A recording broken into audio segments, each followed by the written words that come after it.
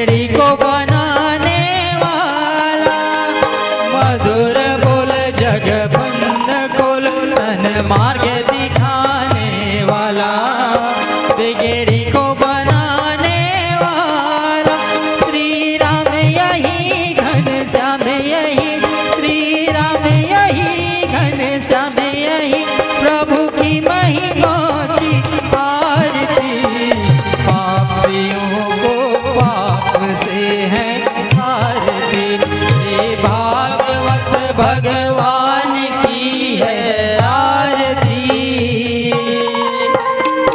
पापियों को पाप से है आरती, पापियों को पाप से है आरती। कर्पूर गौरम करुणावतारम संसार सारम भुजगेन्द्रहारम सदा वसन्तं हृदयालवृन्दे भवं भवानी सहितं नमामि। मन्दारमाला कुलकान्तकाय कपालमाला चित्शेखराय दिव्यं वराय च दिव्यं नराय नमः शिवाय च नमः शिवाय। त्वमेव माता च पिता त्वमेव, त्वमेव बन्धु च सखा त्वमेव, त्वमेव विद्याधरणं त्वमेव, त्वमेव सर्वं मम देवदेव, त्वमेव सर्वं मम देवदेव, त्वमेव सर्वं मम देवदेव।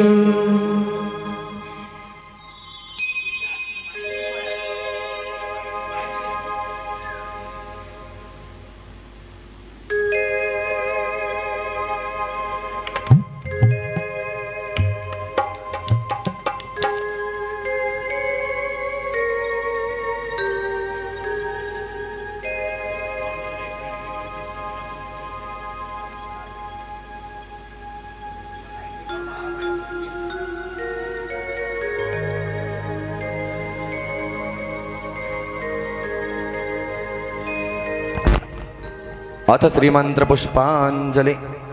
हरि ओम यज्ञेन यज्ञमय जन्तदेवास्तानि धर्माणि प्रथमान्यासन्न तेहनाकं महिमानः सचन्त यत्र पूर्वे साध्या सन्ति देवा। ओम राजाधिराजाय प्रसह्यसाहिने नमो वयं वैश्रवणाय कुर्महे समे कामान कामकामाय मह्यं कामेश्वरो वैश्रवणो ददातु कुबेराय वैश्रवणाय महाराजाय नमः।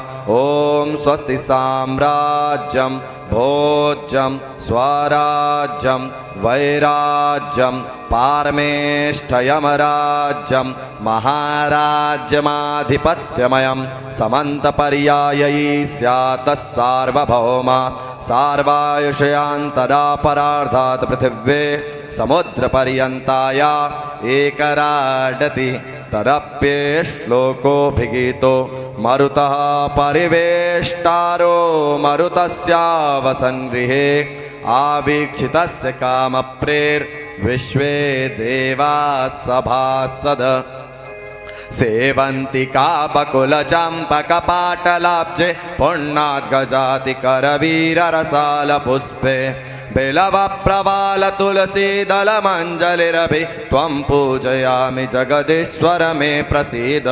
त्वमेव माता च पिता त्वमेव, त्वमेव बन्धुश्च सखा त्वमेव, त्वमेव विद्या द्रविडं त्वमेव, त्वमेव सर्वं मम देवदेव।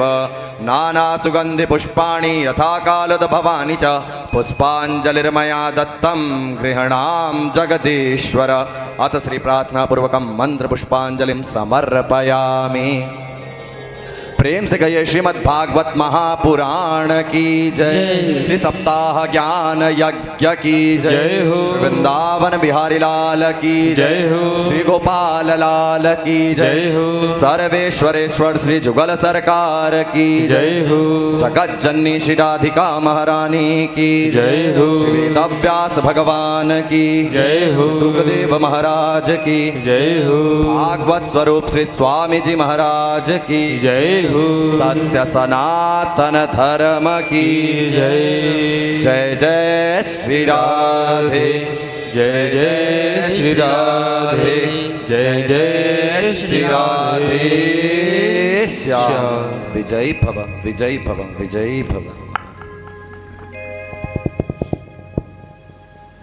हरि ओम।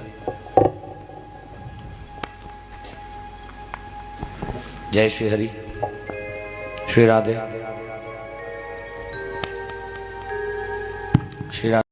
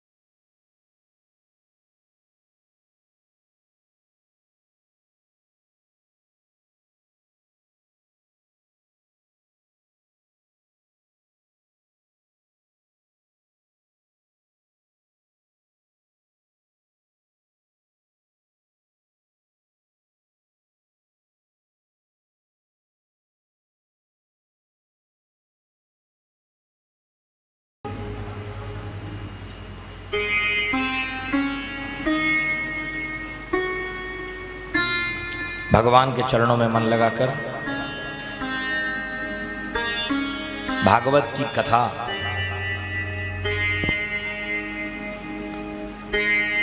जो कि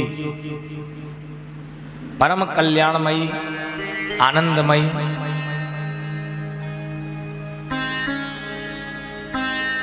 पितृ कल्याणकारी,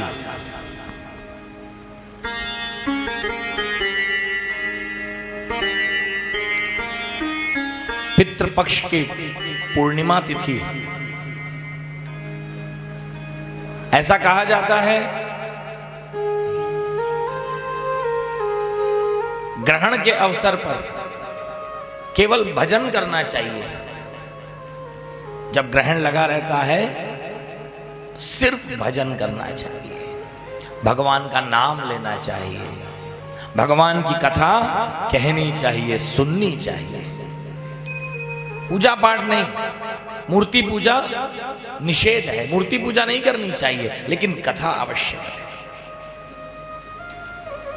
ग्रहण काल में, सूतक काल में, जो कि अभी चल रहा है,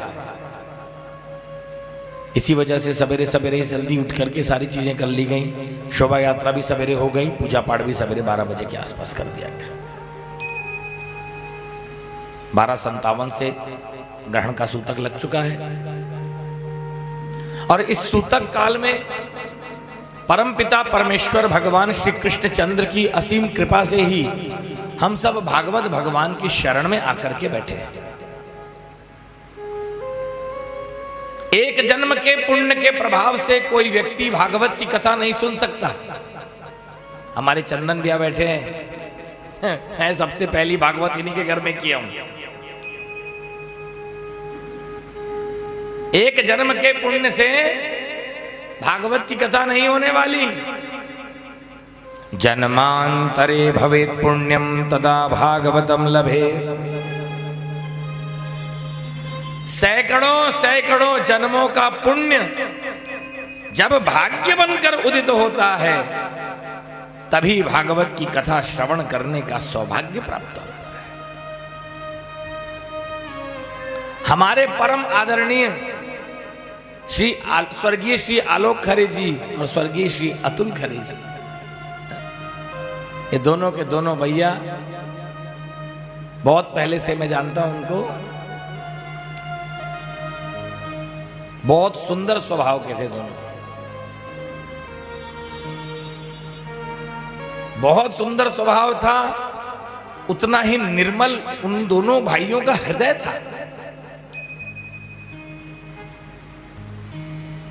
एकदम सज्जन, सरल स्वभाव जिसको बोला जाए। आलोक भैया से तो बहुत बात होती थी, अतुल भैया से कम थोड़ी बात होती, भले मगर उनसे बहुत बात होती थी मेरी। एकदम स्पष्ट वक्ता, स्पष्ट विचारों वाले, और वहीं अतुल भैया की स्पष्ट बुद्धि।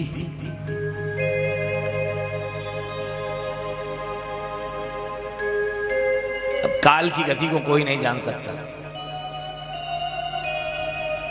इसीलिए कहा जाता है कि ये 7 ही दिन मिले हैं, 8वां दिन किसी का नहीं है। रवि सोम मंगल बुध गुरु शुक्र शनि, फिर वही रवि आ जाएगा। ये 7 दिन में ही जो करना है कर लो, धर्म कमा लो, भजन कर लो, नाम कमा लो।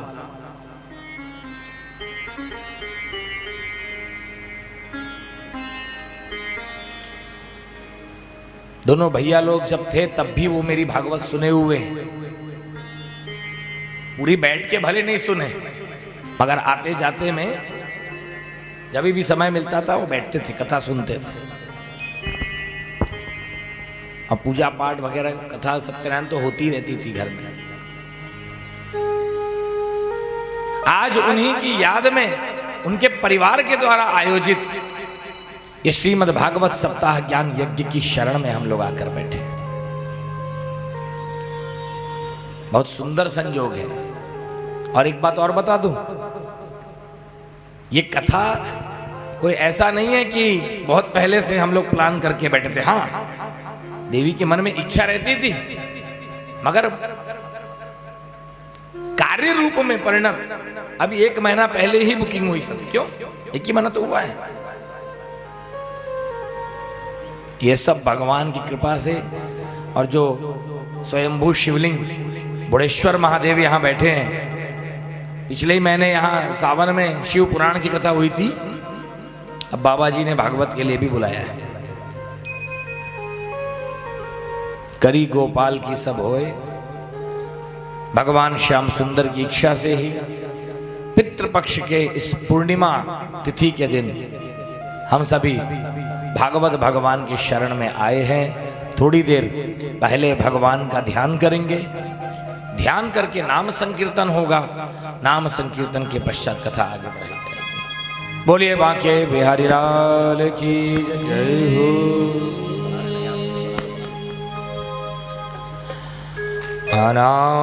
अनादिमाद्यम पुरुषोत्तमोत्तमम्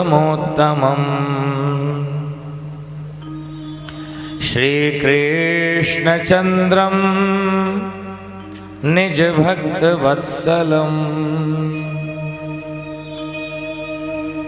स्वयं त्वसंख्याण्डपतिं परात्परम् राधापतिं त्वां शरणं व्रजाम्यहम्। मधुर मधुर में तत् मंगलम मंगलानां सकल निगम वल्ली सत्फलम चित स्वरूपम सकृदपि परिगीतम श्रद्धया हेलया वा भिगुवर नर मात्रम तारयेत् कृष्ण नाम।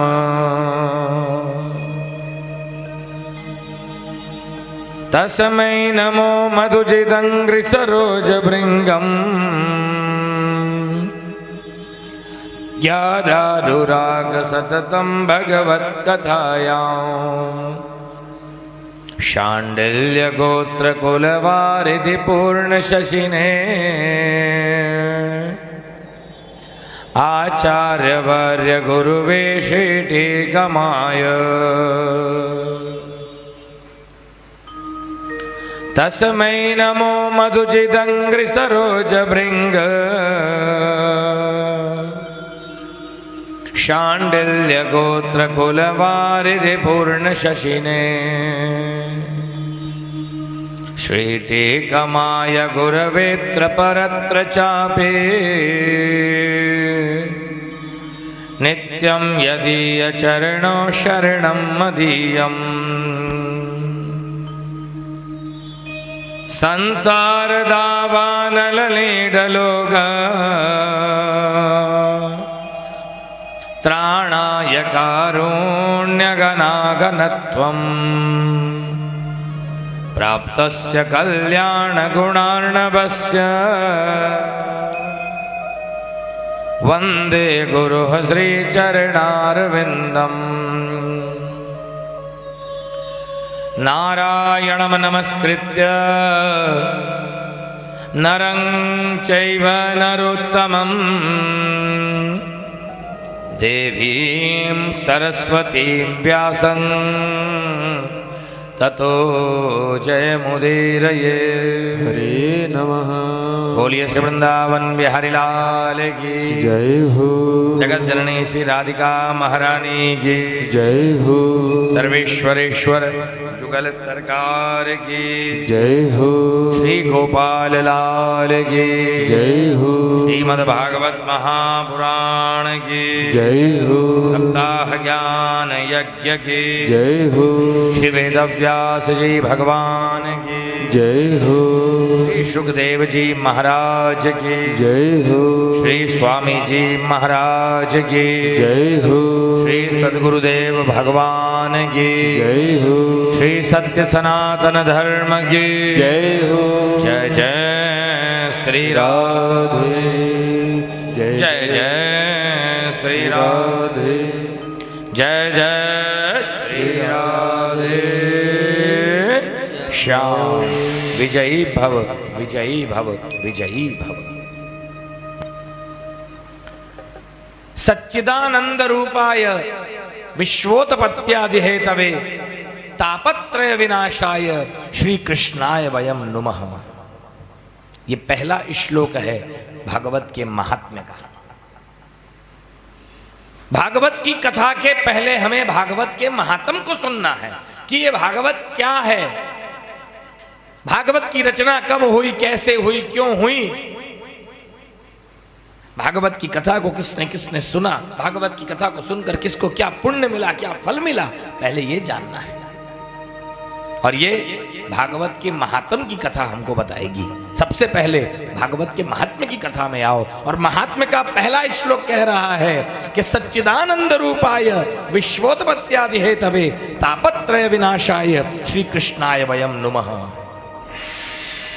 अर्थात जो आनंद कंद ब्रजवल्लभ गोपी जनवल्लभ कमल नयन भगवान श्री कृष्ण इस जगत की उत्पत्ति करने वाले हैं, इस जगत का पालन करने वाले हैं, इस जगत का संहार करने वाले हैं, वो कमल नयन भगवान श्री कृष्ण संपूर्ण वस्तुओं में व्याप्त हैं।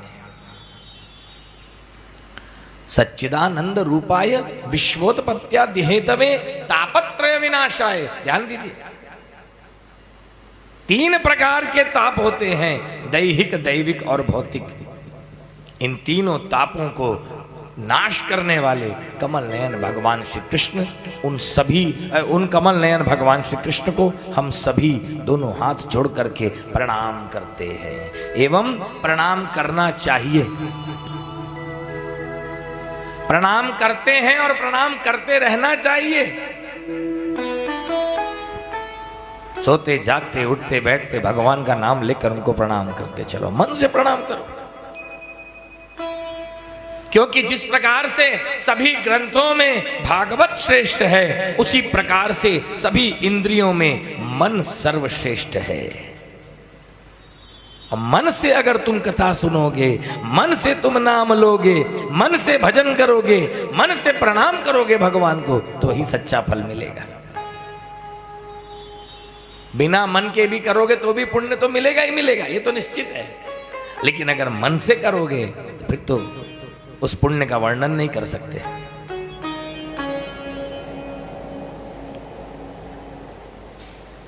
सच्चिदानंद रूपाय, ये जो भगवान श्याम सुंदर का नाम है, सच्चिदानंद। ये नाम 3 नामों को जोड़कर बनता है, सत, चित और आनंद। सत, चित और आनंद, ये तीनों को मिला दिए तो क्या बना? सच्चिदानंद। क्या मतलब है सत, चित और आनंद का? सत माने जिन परमात्मा की सत्ता पत्ते पत्ते में समाई हुई है, जो सब में व्याप्त है, वो सत्स्वरूप है। और चित माने जो सब में व्याप्त है लेकिन बिल्कुल मौन है, कुछ नहीं बोलता, बिल्कुल मौन होकर के सब कुछ देखता रहता है, वो चित है। और आनंद, आनंद कहीं बाहर नहीं है, आनंद मनुष्य के भीतर है। मनुष्य के हृदय में आनंद है, लेकिन अभागा मनुष्य उस आनंद को बाहर ढूंढता है, संसार में देखता है, धन, कुल, कुटुंब, परिवार में देखता है, जबकि वहां आनंद नहीं है। आनंद तुम्हारे हृदय में है, तुम्हारे भीतर है।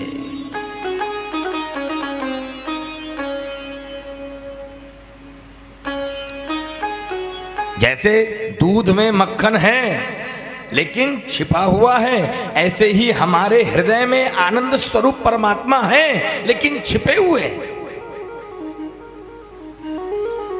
दूध में भी मक्खन है लेकिन छिपा है। उसी दूध का दही बनाकर जब मंथन करोगे तो मक्खन दिखने लगेगा। उसी प्रकार से जब तुम अपने मन का मंथन करोगे, अपने मन का चिंतन करोगे परमात्मा के प्रति, उनकी कथा जब तुम सुनोगे, उनका नाम जब लोगे, उनका भजन गाओगे, गुनगुनाओगे, तो वही जो छिपे हुए भगवान हैं वो प्रकट हो जाएंगे। वही आनंद है। उस आनंद को कैसे प्रकट किया जाए, यही भागवत की कथा में बताया गया है।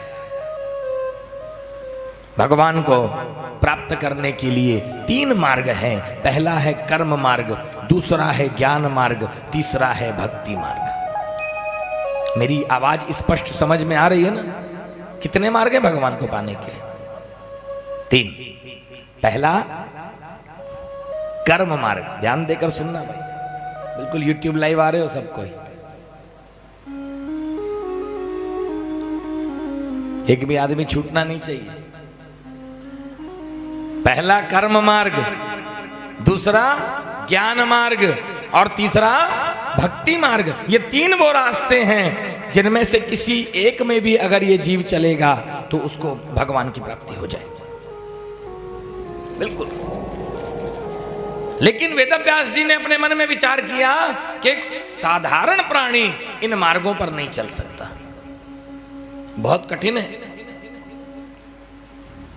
अगर कर्म मार्ग पर तुमको चलना है तो इंद्रियों को जीतना पड़ेगा, इंद्रियों को अपने वश में करना पड़ेगा, मन को जीतना पड़ेगा, मन को रोकना पड़ेगा, मन की चंचलता को रोकना पड़ेगा। और मन की चंचलता को रोकना तो वायु को रोकने के समान असंभव है। अभी यहां बैठे हो, अचानक से तुम्हारा मन लंदन अमेरिका भाग जाएगा, बड़ा चंचल है। मन को रोकना बहुत कठिन है, वायु रोकने के समान कठिन है। इसीलिए कर्म मार्ग पर चलना बहुत कठिन है। दूसरा है ज्ञान मार्ग। अगर ज्ञान मार्ग पर चलना है तो सबसे पहली शर्त है घर गृहस्थी का त्याग करके जंगल जाओ, झोपड़ी बना के रहो, वहीं तपस्या करो, तभी ज्ञानी बनोगे।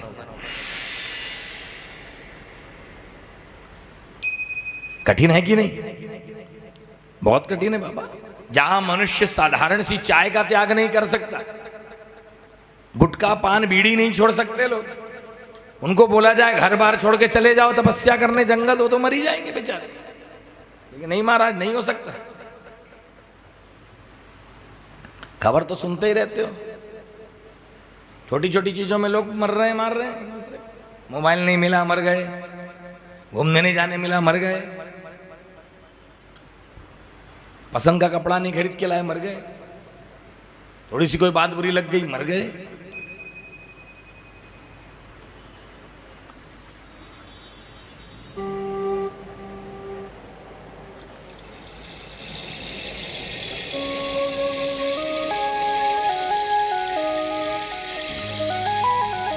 ज्ञान मार्ग पर चलना बहुत कठिन है भैया।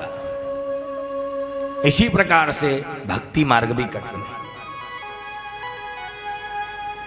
कैसे कठिन? भक्ति मार्ग पर अगर आप चलना चाहते हैं तो सबसे बड़ी शर्त है कि भक्ति मार्ग में चलने के लिए सबसे पहले या सबसे ज्यादा अगर बोला जाए तो आंसू बहाना पड़ता है, आंसू गिराना पड़ता है, रोना पड़ता है। सारा काम काज छोड़ के बस रोते रहो, तब भगवान की भक्ति सिद्ध होती है। यहां मनुष्य संसार के लिए रोया है, परिवार के लिए रोया है, धन के लिए रोया है, प्रतिष्ठा के लिए रोया है, मान सम्मान के लिए रोया है, लेकिन भगवान के लिए नहीं रोया। भगवान कहां से मिलेंगे? इसीलिए वेदव्यास जी ने अपने मन में विचार किया कि कलयुग का प्राणी ना तो कर्म मार्ग पर चल सकता, ना तो ज्ञान मार्ग पर चल सकता, ना तो भक्ति मार्ग पर चल सकता। इसीलिए वेदव्यास जी ने भागवत महापुराण की रचना कर दिया। भागवत की रचना करके वेदव्यास जी ने साफ साफ कह दिया कि मनुष्यों, तुम्हें कहीं जाने की जरूरत नहीं है, तुम्हें कुछ करने की जरूरत नहीं, तुम जहां हो बस वहीं पे रहो और भगवान की भागवत की कथा सुनते। हमारे तिलक बिगड़ गए।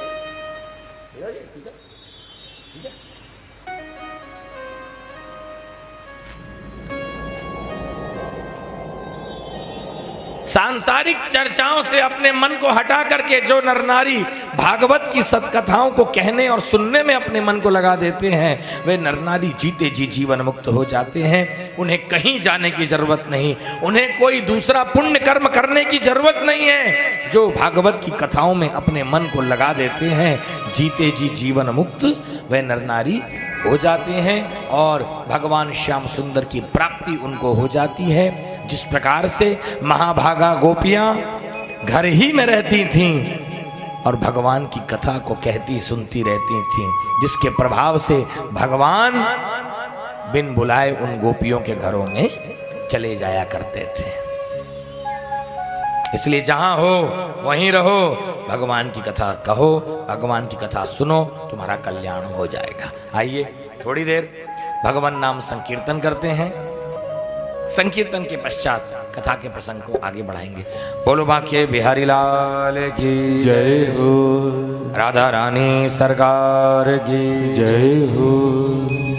जय जय राधा रमण हरि बोल, जय जय राधा रमण हरि बोल, जय जय राधा रमण हरि बोल, जय जय राधा रमण हरि बोल, जय जय राधा रमण हरि बोल, जय जय राधा रमण हरि बोल, जय जय राधा रमण हरि बोल, प्रेम से जय जय राधा रमण हरि बोल, हरि बोल, हरि बोल, हरि बोल, हरि बोल, हरि बोल, हरि बोल, हरि बोल, हरि बोल, हरि बोल, हरि बोल, हरि बोल, हरि बोल, राधे बोल, राधे बोल, राधे बोल, राधे बोल, राधे बोल, राधे बोल, राधे बोल, राधे बोल, राधे बोल, राधे बोल, राधे बोल, राधे बोल, जय जय राधा रमण हरि बोल। जय जय राधा रमन हरि बोल। जय जय राधा रमण हरि बोल। जय जय राधा रमन हरि बोल। हरि बोल। जय जय राधा रमण हरि बोल। जय जय राधा रमण हरि बोल। जय जय राधा रमन हरि बोल। राधे राधे। जय जय राधा रमन हरि बोल। जय राधा रमण हरि बोल। जय जय राधा रमण हरि बोल। हरि बोल। जय जय राधा रमन हरि बोल। जय जय राधा रमन हरि बोल। राधे राधे। ताली सेवा करते हुए राधे राधे बोलो। राधे।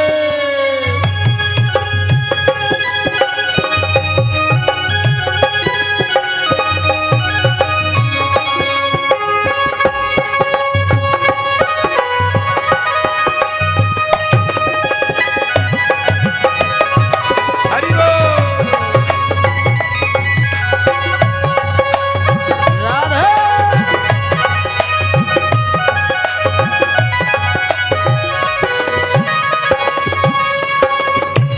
मन में है बसी बस चाह यही। मन में है बसी बस चाह यही। मन में है बसी बस चाह यही। मन में है बसी बस चाह यही। राधे नाम तुम्हारा उचारा करूं। राधे राधे नाम तुम्हारा उचारा करूं। कृष्ण नाम तुम्हारा उचारा करूं।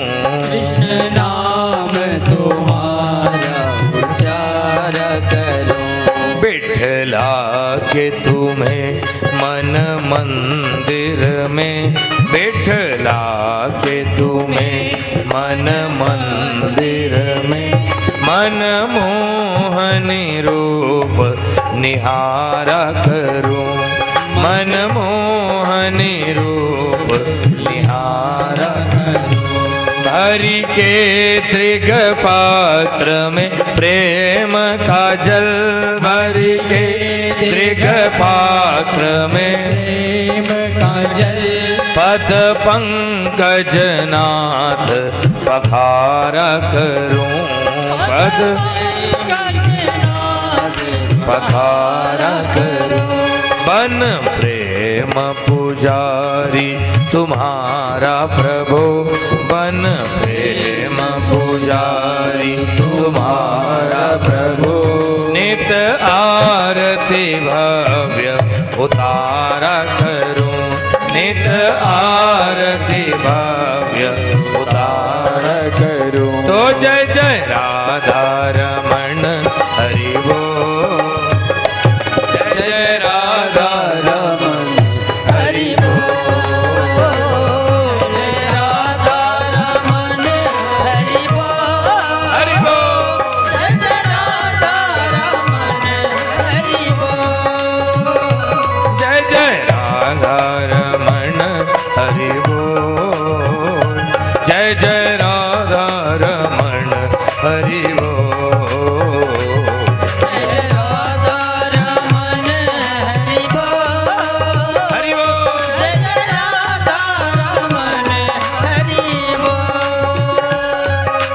वृंदावन में राधे राधे। वृंदावन में राधे राधे। नंदगांव में राधे राधे। गोवर्धन में राधे राधे। मान गली में, राधे राधे कुंज गली में, राधे राधे विश्राम घाट पर, राधे राधे श्रीनिधि वन में, राधे राधे सब वेदन में, राधे राधे सब पुराण में, राधे राधे सब शास्त्रन में, राधे राधे हम में तुम में, राधे राधे प्रेम से बोलो, राधे राधे सब मिल बोलो, राधे राधे जोर से बोलो, राधे राधे जोर से बोलो, राधे राधे जय जय राधा रमण हरि बोल, जय जय राधा रमण हरि बोल, जय जय राधा रमण हरि बोल।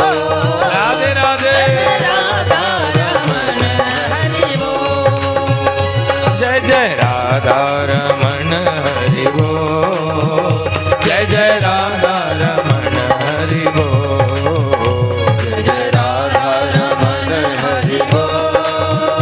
जय जय राधा रमण हरि बोल। जय जय राधा रमण हरि बोल, जय जय राधा रमण हरि बोल, जय राधा रमण हरि बोल। जय जय राधा रमण हरि बोल। जय जय राधा रमण हरि बोल, जय जय राधा रमण हरि बोल, जय राधा रमण हरि बोल, जय जय राधा रमण हरि बोल, जय जय राधा रमण हरि बोल, जय जय राधा रमण हरि बोल, जय जय राधा रमण हरि बोल। प्रेम से राधा रमण हरि बोल। हरि बोल हरि बोल हरि बोल, हरि बोल हरि बोल हरि बोल। राधे बोल राधे बोल राधे बोल, राधे बोल राधे बोल राधे बोल। श्यामा बोल श्यामा बोल श्यामा बोल, श्यामा बोल श्यामा बोल श्यामा बोल। जय जय राधा रमण हरि बोल, जय जय राधा रमण हरि बोल। हरि बोल जय जय राधा रमण हरि बोल, जय जय राधा रमण हरि बोल, जय राधा रमण हरि बोल। जय जय राधा रमण हरि बोल।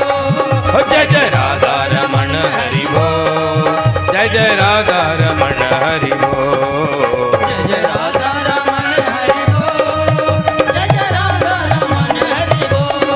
हो जय जय राधा रमण हरि बोल, जय जय राधा रमण हरि बोल।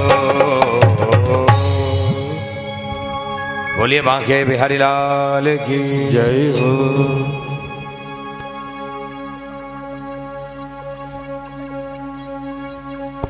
नैमिषे सूतमासीन मभिवाद्य महामतिं, कथामृतरसास्वाद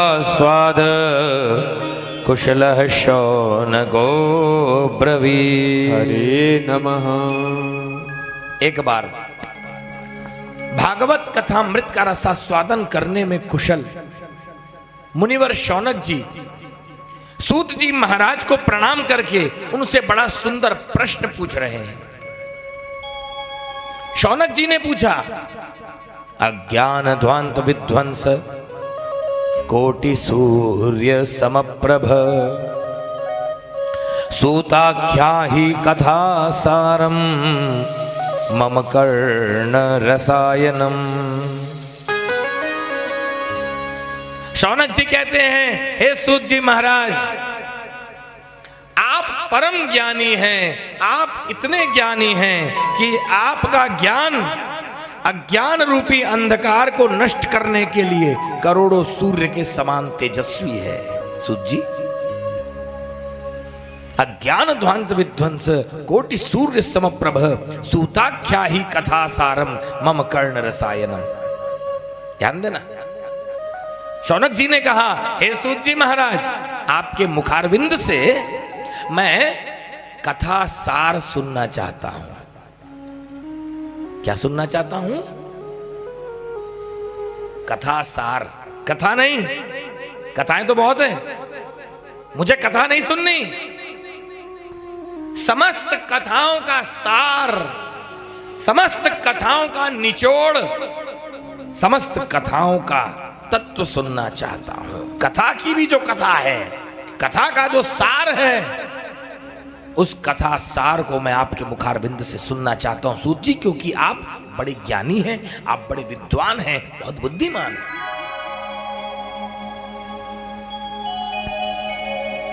अज्ञान ध्वांत विध्वंस कोटि सूर्य समप्रभ सूता क्या ही कथा सारम मम कर्ण रसायनम इह घोरे कलौ प्रायो जीवश्चा सुरताम गतः।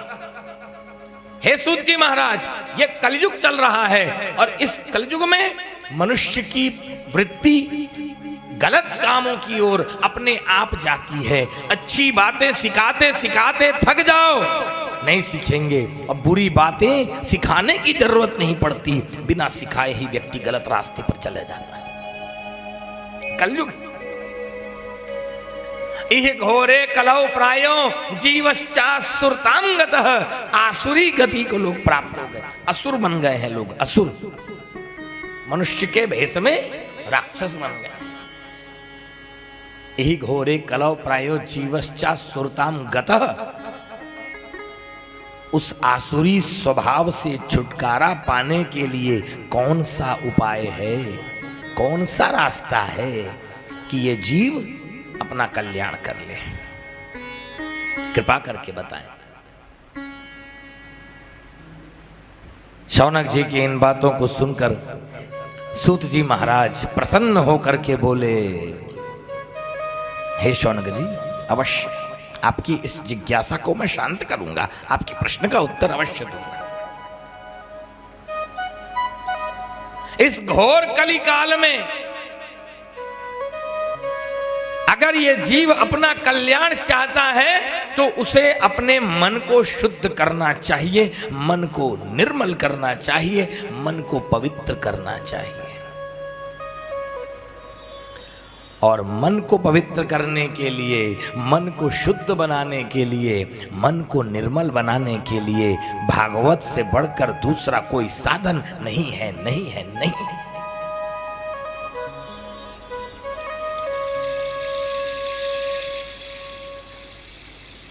काल व्याल मुखग्रास त्रास निर्णाश हे तवे श्रीमद् भागवतम शास्त्रम कलौ कीरेण भाषितम। हे शौनक जी, कलयुग के प्राणियों पर दया करने के लिए, कलयुग के प्राणियों पर कृपा करने के लिए, कलयुग के 30 वर्ष बीत जाने के बाद गंगा नदी के तट पर श्री सुखदेव स्वामी जी ने महाराज परीक्षित को यह भागवत की कथा सुनाई थी। मन की शुद्धि के लिए भागवत से बढ़कर दूसरा कोई साधन नहीं है।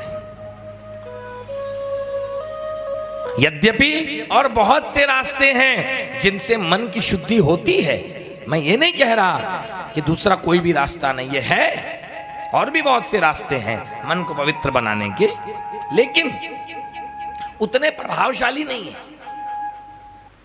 उनसे मन उतना पवित्र नहीं होगा जितना पवित्र भागवत की कथा को सुनने से हो जाएगा। और इस जीव के बंधन तथा मोक्ष का कारण मन ही है। मन के सुधर जाने से सब कुछ सुधर जाता है और मन के बिगड़ जाने से सब कुछ बिगड़ जाता है। याद रखो ये बात। अपने मन को संभाला करो, मन में पाप मत आने दिया करो, संसार की चीजों को मन में मत लाया करो ज्यादा। मन बहुत कीमती है, मन की भावनाएं बहुत कीमती हैं, वो भगवान के लिए रखो उसको। दुनियादारी की चीजों को दुनिया तक रखो। जैसे पानी में नाव तैरती रहती है, डूबती नहीं है, लेकिन अगर नाव में पानी आ जाए तो डूब जाती है। ऐसे ही तुम संसार में रहो, लेकिन संसार को अपने मन में मत बसाओ। अगर संसार को अपने मन में बसा लोगे तो डूब जाओगे। मन में बसाना है तो मनमोहन श्री कृष्ण चंद्र को बसाओ, उनकी कथा को बसाओ, उनके नाम को बसाओ। हा?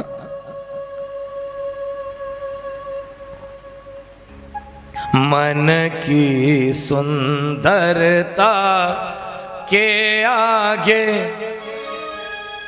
मन की सुंदरता के आगे तन की सुंदरता कुछ भी नहीं, मन की सुंदरता के आगे तन की सुंदरता कुछ भी नहीं, धन की सुंदरता कुछ भी नहीं, जन की सुंदरता कुछ भी नहीं, मन की सुंदरता के आगे तन की सुंदरता कुछ भी नहीं, धन की सुंदरता कुछ भी नहीं, धन की सुंदरता कुछ भी नहीं, धन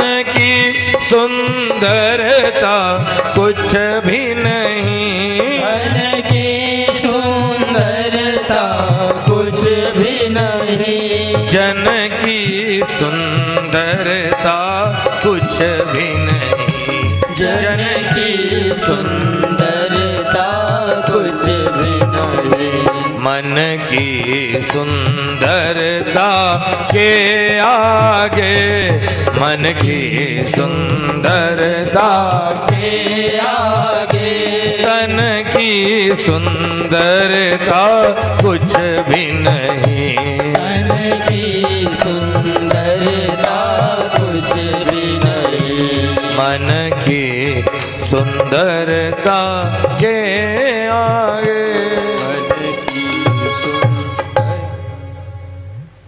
जिस समय सुखदेव स्वामी जी राजा परीक्षित को ये भागवत की कथा सुनाने के लिए सभा में विराजमान हुए, उसी समय स्वर्ग के देवतागण अमृत का कलश लेकर के प्रकट हो गए सुखदेव स्वामी जी के समक्ष। अमृत का घड़ा देवताओं ने सुखदेव स्वामी जी को निवेदित कर दिया और अमृत का कलश सुखदेव जी को देकर के देवताओं ने कहा, हे सुखदेव स्वामी जी, ये अमृत का कलश आप रखिए और इसके बदले में ये भागवत की कथा आप हमें दे दीजिए। हाँ, अदला बदली, आपको हम अमृत दे रहे हैं, ये अमृत परीक्षित को पिला दीजिए, परीक्षित की मृत्यु नहीं होगी। आप ये अमृत उसे पिलाइए और ये भागवत कथा रूपी जो अमृत है, ये अमृत आप हमें दे दीजिए, हम इसे स्वर्गलोक को लेके जाएंगे, देवी देवता भागवत की कथा सुनेंगे, ये दे दीजिए हमें। देवताओं की इस बात को सुनकर सुखदेव स्वामी जी ने देवताओं की हंसी उड़ा दिया। देवताओं की हंसी उड़ाकर सुखदेव स्वामी जी ने कहा, देवताओं, क्व सुधा क्व कथा लोके क्व का चह क्व मणिर महान ब्रह्म रातो विचार रेवम तथा देवान जहास। हरे नमः। देवताओं, कहां कांच और कहां मणि? कांच कांच है, मणि मणि, इसकी अदला बदली कैसे हो सकती है? ये भागवत की कथा महामूल्यवान मणि के समान है और तुम्हारा अमृत साधारण कांच के समान है। तुम्हारा अमृत पीने से अकेले परीक्षित अमर होगा, लेकिन भागवत की कथा सुन करके अनेकों अनेक जीव अमर हो जाएंगे, अनेकों अनेक जीव मुक्त हो जाएंगे। ऐसा कहकर सुखदेव स्वामी जी ने देवताओं को भागवत की कथा नहीं दिया। इससे सिद्ध होता है कि स्वर्ग के देवता भी भागवत की कथा सुनने के लिए तरसते हैं, लेकिन उनको कथा सुनने नहीं मिलती। वो तो जब मनुष्य का भाग्य उदय होता है तभी उसे भागवत की कथा सुनने का सौभाग्य प्राप्त होता है। बोलिए भागवत भगवान की जय हो। पूर्व काल में दया परायण सनकादिकों ने देवर्षि नारद जी को ये भागवत की कथा सुनाई थी।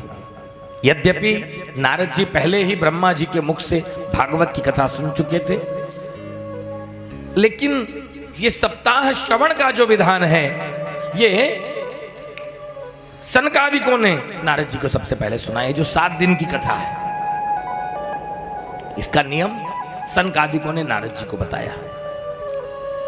अर्थात सबसे पहले भागवत की कथा नारद जी ने सुनी।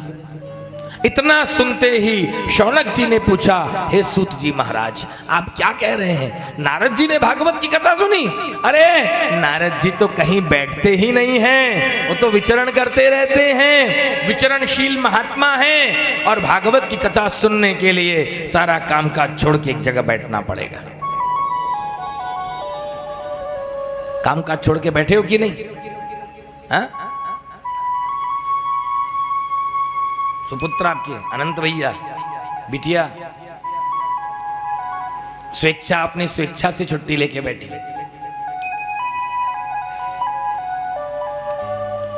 हम लोग तो पीछे पड़े भैया, छुट्टी तो लेना ही पड़ेगा। भागवत ऐसा है कि भागवत हो रही है तो फिर सब काम छोड़ दो,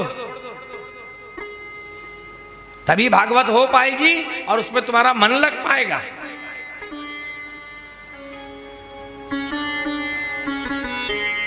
शौनक जी ने पूछा, अरे सूत जी, नारद जी तो एक जगह बैठते ही नहीं है, विचरणशील महात्मा है, और भागवत की कथा सुनने के लिए तो सब कुछ छोड़ के एक स्थान पे रहना पड़ेगा, बैठना पड़ेगा। ऐसी स्थिति में नारद जी ने भागवत की कथा कब सुनी, कहां सुनी, कैसे सुनी, क्यों सुनी, ये कृपा करके बतलाई। तुरंत सूत जी महाराज कहते हैं कि हे शौनक जी, एक समय की बात है, देवर्षि नारद जी तीनों लोकों में भ्रमण करते करते पृथ्वी लोक पर आए हैं। ध्यान देना, कौन से लोक में आए हैं? और जैसे ही पृथ्वी लोक पर आए, आते ही नारद जी दुखी हो गए, परेशान हो गए। सबसे पहले नारद जी पृथ्वी में जितने बड़े बड़े तीर्थ हैं, प्रयाग, हरिद्वार, उज्जैन, नासिक, गंगा, गया, काशी, पुष्कर, बड़े बड़े तीर्थों में भ्रमण किए, लेकिन किसी भी तीर्थ में नारद जी को शांति नहीं मिली, सुख नहीं मिला, आनंद उनको कहीं नहीं आया। जिधर भी जा रहे हैं कलयुग फैल गया सब जगह। कलयुग के फैल जाने के कारण तीर्थों का प्रभाव नष्ट हो गया है। ये देख करके नारद जी बड़े दुखी हो गए। बड़े बड़े तीर्थों में गए, हर जगह कलयुग का बोलबाला। ध्यान कोई नहीं कर रहा, योग कोई नहीं कर रहा, तपस्या में कोई नहीं लग रहा, केवल दिखावा हो रहा है, आडंबर मात्र है। ये देख करके नारद जी को बड़ा दुख लगा। वैष्णवता भी कहीं देखने में नहीं आ रही, केवल संप्रदाय मात्र रह गया है नाम के लिए। दुखी हो गए नारद जी ये सब देख करके। दुखी मन से नारद जी पहुंचे हैं वृंदावन जमुना जी के किनारे। आइए आइए महाराज, देखो साक्षात शिव स्वरूप है हमारे महेश महाराज, मंदिर के पुजारी जी हैं।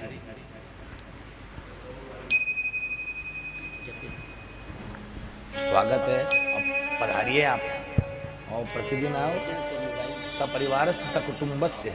ये भोले बाबा का प्रसाद है। सबसे पहले अरे अरे अरे जय जय जय, विराजो विराजो विराजो महाराज। बोलिए भागवत भगवान की जय। माला दे दो, ला ला ला महाराज जी। अरे अरे बस बस बस बस।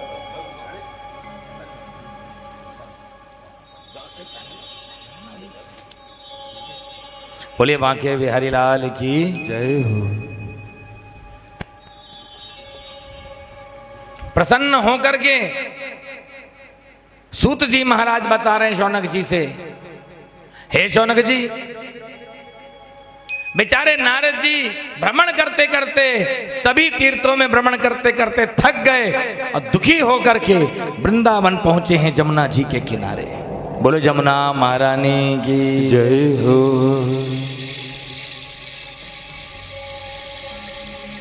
जब जमुना जी के किनारे पहुंचे, आश्चर्य में पड़ गए, क्योंकि एक बहुत भयानक दृश्य उनको दिख रहा है। बड़ा विचित्र दृश्य उनको दिख रहा है, भयानक नहीं, विचित्र दृश्य। क्यों? नारद जी ने देखा कि यमुना जी के किनारे एक युवती स्त्री खिन्न मन से बैठी है, आंखों से आंसू बहा रही है। उस स्त्री के पास में दो वृद्ध पुरुष लेटे हुए हैं, अचेत अवस्था में, बिल्कुल बेहोशी की हालत में, और उस स्त्री के चारों तरफ सैकड़ों औरतें उसे पंखा झर रही हैं, उसकी सेवा कर रही हैं। यह दृश्य देख करके नारद जी बड़े आश्चर्य में पड़े, उस स्त्री के ओर जाने लगे, और जैसे ही उस स्त्री ने नारद जी को आते हुए देखा, तुरंत वह स्त्री उठ करके खड़ी हुई, हाथ जोड़ करके बोली, भो भो साधो क्षणम तिष्ठ मच्चिंतामपि नाशय दर्शनम तव लोकस्य सर्वथाघ हरम परम। खुद ही से चली गई भक्ति महारानी उनके पास में, देवी उनके पास में जाकर प्रणाम करी, बोली, महात्मा जी, देवर्षि, आपको देखने से मुझे बड़ी शांति मिल रही है, आपके वचनों से भी मुझे बहुत आनंद आएगा, कृपा करके लिए थोड़ी देर ठहरिए, मेरी चिंता को दूर कीजिए प्रभु। नारद जी ने पूछा, क्या चिंता है तुम्हें, किस बात का दुख है? वो स्त्री रोते रोते बोलती है, हे देवर्षि, अहम भक्ति रीति ख्याता इमौ में तनयौ मतौ ज्ञान वैराग्य नाम मानो कालयुगे न दर्जन।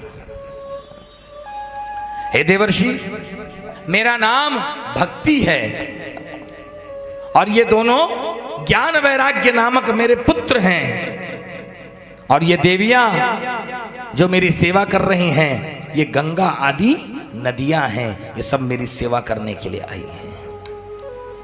उत्पन्ना द्रविणे साहम वृद्धिम कर्नाटके गता क्वचित क्वचिन महाराष्ट्रे गुर्जरे जीर्णताम गता। देवर्षि, मैं द्रविड़ प्रदेश में पैदा हुई, कर्नाटक में बड़ी हुई, महाराष्ट्र में सम्मानित हुई, लेकिन गुजरात में मुझे बुढ़ापे ने आ घेरा। बोलो बांके बिहारी लाल की जय। गुजरात में मुझे बुढ़ापे ने आ घेरा। गुजरात का क्या मतलब है? किसी एक राज्य या किसी एक जगह की बात मैं नहीं कर रहा हूं, मतलब समझना, सांसारिक विषयों की चकाचौंध में जहां गुजर जाए रात, उसे कहते हैं गुजरात। बिना भजन किए जहां गुजर जाए रात, उसे कहते हैं गुजरात। जो रात तुम्हारी भजन के बिना गुजर गई, समझ जाओ वो रात तुम्हारी गुजरात में गुजर गई, वो गुजर गई रात। जब ऐसी रातें गुजरेंगी भजन के बिना, तो पाखंड ही बढ़ेगा, भक्ति नहीं बढ़ने वाली। भक्त तो एकांत में बैठता है, जब दुनिया सो जाती है तब भक्त जागता है और भजन करता है, और जब भक्त सोता है तब दुनिया जागती है। दुनिया से अलग चलता है भगवान का भक्त।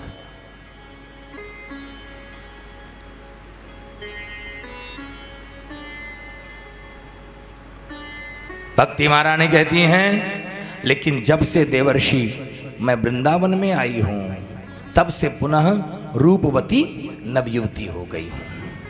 लेकिन मेरे ये दोनों लड़के बिल्कुल वृद्ध अवस्था में, अचेत अवस्था में पड़े हैं। ये ऐसी उल्टी गंगा क्यों बह गई है? माँ युवती हो गई है और बेटे वृद्ध हो गए हैं। जबकि होना तो ये चाहिए कि जब बेटे युवा हो तो माँ वृद्धा हो जाए, लेकिन यहाँ माँ युवती हो गई है और बेटे वृद्ध हो गए हैं। ऐसा क्यों है देवर्षि? कृपा कीजिए, मेरे बच्चों का कल्याण कीजिए। तुरंत देवर्षि नारद ने थोड़ा ध्यान लगाया, ध्यान लगाकर कहा कि देवी, कलयुग के कारण ऐसा हुआ है। कलयुग में आपके पुत्रों को कोई नहीं चाहता, किसी को ज्ञान वैराग्य नहीं चाहिए, इसीलिए तुम्हारे पुत्रों की ये दुर्दशा हो रही है देवी। लेकिन तुम चिंता मत करो, भगवान तुम्हारा और तुम्हारे पुत्रों का अवश्य कल्याण करेंगे। तुम तो जिसके हृदय में वास करती हो, उसके ऊपर भगवान सदैव प्रसन्न रहते हैं। जबकि जो भगवान दान तप यज्ञ शौच व्रत इत्यादि किसी भी साधन से वश में नहीं किए जा सकते, वही भगवान भक्ति से वशीभूत हो जाते हैं। इससे बढ़कर की कल्याण की और क्या बात हो सकती है देवी? तुम चिंता मत करो, भगवान तुम्हारी रक्षा और तुम्हारे पुत्रों की रक्षा अवश्य करेंगे। जिन भगवान ने भरी सभा में द्रौपदी की रक्षा किया था, वही भगवान तुम्हारी भी रक्षा अवश्य करेंगे। वृंदावन में आकर के जो तुम स्वरूपवती नवयुवती हो गई हो, क्योंकि ये वृंदावन धाम धन्य है। वृंदावन धाम कोई तीर्थ नहीं है, ये मत सोचना तीर्थ है वो, नहीं, तीर्थ नहीं है। वृंदावन भगवान का घर है।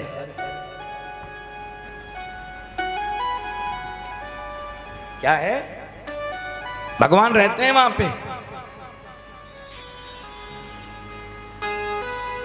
जब प्रयागराज को तीर्थों का राजा बनाया गया, तो जितने तीर्थ हैं सब के सब प्रयागराज को बधाई दे रहे थे कि बधाई हो, आप तीर्थ के राजा बन गए। तीर्थराज प्रयाग जानते हो ना, प्रयागराज इलाहाबाद, गंगा जमुना सरस्वती त्रिवेणी संगम। तो जब प्रयागराज को तीर्थों का राजा बनाया गया, सारे तीर्थों ने प्रयागराज को बधाई दिया कि बधाई हो, बधाई हो, बधाई हो। लेकिन वृंदावन ने प्रयागराज को बधाई नहीं दिया। प्रयागराज बुरा मान गया। प्रयागराज ने भगवान के पास जाकर कहा कि प्रभु देखो ना, सारे तीर्थों ने आकर के मुझे बधाई दी, लेकिन वृंदावन मुझे बधाई भी नहीं दिया। तो भगवान ने कहा कि प्रयाग, मैं तुमको तीर्थों का राजा बनाया हूं, अपने घर का राजा नहीं बनाया हूं। वृंदावन मेरा घर है, मैं वहां रहता हूं, वहां का राजा तो मैं ही हूं। नारद जी ने कहा, हे देवी, ये वृंदावन धाम धन्य है, जहां भगवान की भक्ति निरंतर नृत्य करती रहती है, इसीलिए यहां आते ही तुम्हें आनंद मिला है। तुम चिंता मत करो, आनंद से यहीं रहो। तुम्हारे पुत्रों को सचेत करने का मैं कोई ना कोई उपाय अवश्य करता हूं।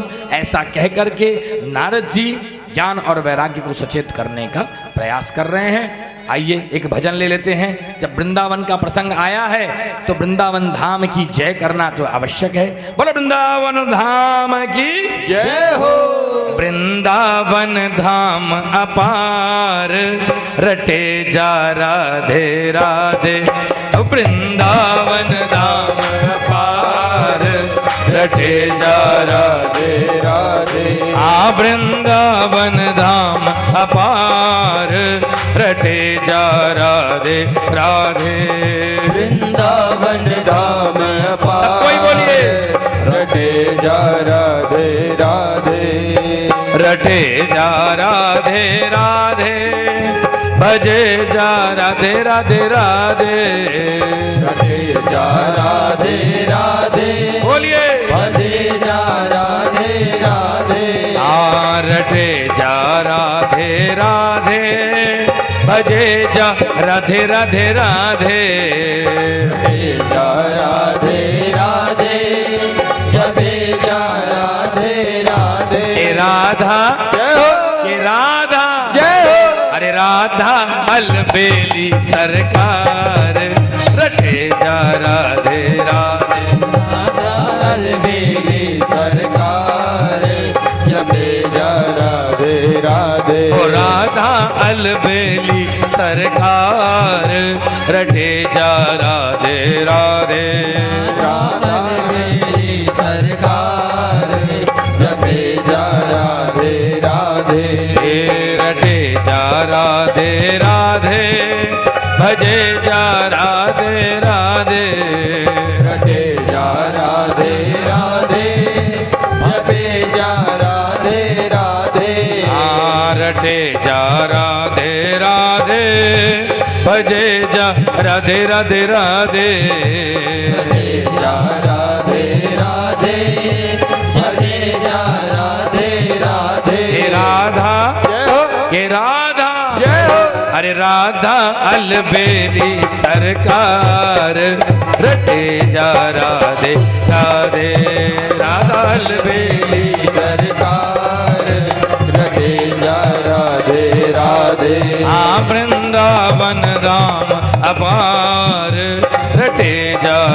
राधे राधे। वृंदावन धाम अपार जपे जा राधे हरि राधे। बोल। ताली सेवा करते हुए वृंदावन बिहारी लाल की जय हो।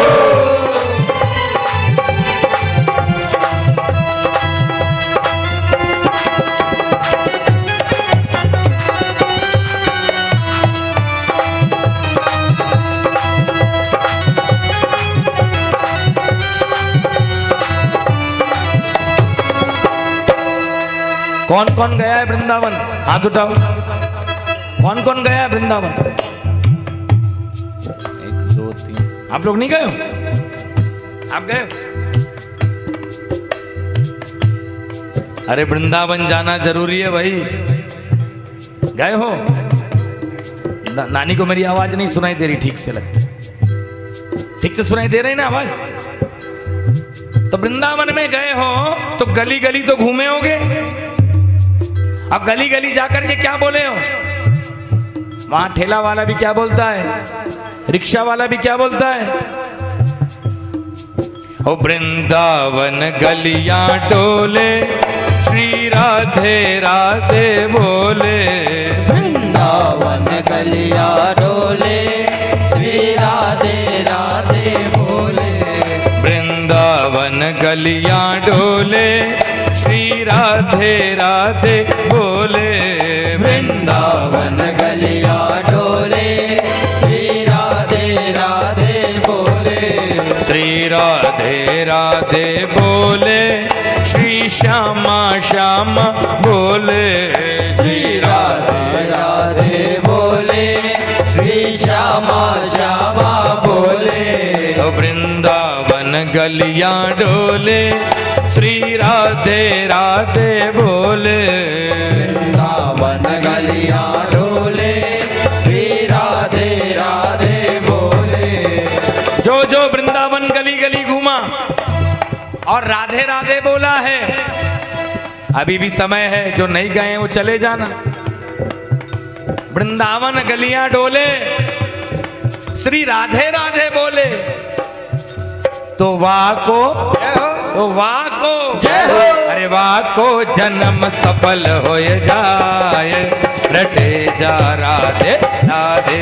वाह को जन्म सफल हो जाए, जपे जा राधे राधे। वाह को जन्म सफल हो जाए, रटे जा राधे राधे। तो जन्म सफल हो जाए, जपे जा राधे राधे। आ वृंदावन धाम अपार, रटे जा राधे राधे। वृंदावन धाम अपार, रटे जा राधे राधे। जपे जा राधे राधे, भजे जा राधे राधे राधे। जपे जा राधे राधे, भजे जा राधे राधे। जपे जा राधे राधे, भजे जा राधे राधे राधे। जपे जा राधे राधे, भजे जा राधे राधे। वाह को जय हो। अरे वाह को जय हो। अरे वाह को जन्म सफल हो जाए, भजे जा राधे राधे। वाह को जन्म सफल हो हो जाए, जपे जा राधे राधे। अरे राधा अलबेली सरकार, भजे जा राधे राधे। राधा अलबेली सरकार, जपे जा राधे राधे। जपे जा राधे राधे। जपे जा राधे राधे, भजे जा राधे राधे। भजे जा राधे राधे। बोलिए वृंदावन धाम की जय हो।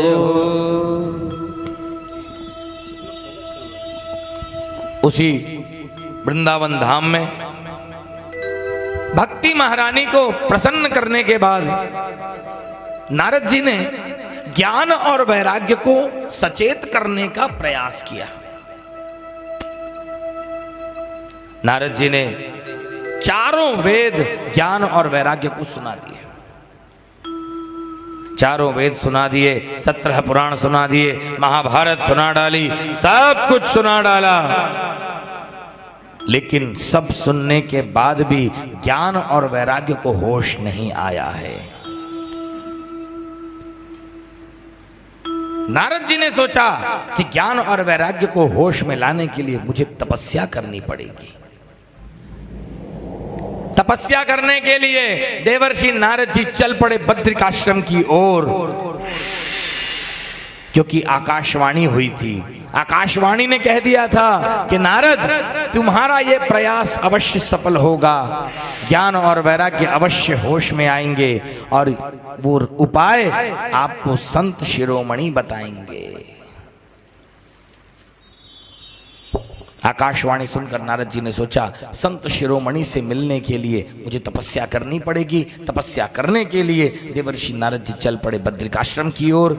जैसे ही बद्रिकाश्रम की ओर चले हैं, बीच रास्ते में ही देवर्षि नारद को सनकादिकों के दर्शन हो गए।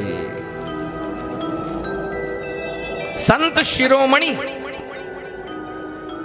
सनकादि ऋषि, सनक, सनंदन, सनातन और सनत कुमार, इन चारों को देखकर के नारद जी ने इन्हें प्रणाम किया है।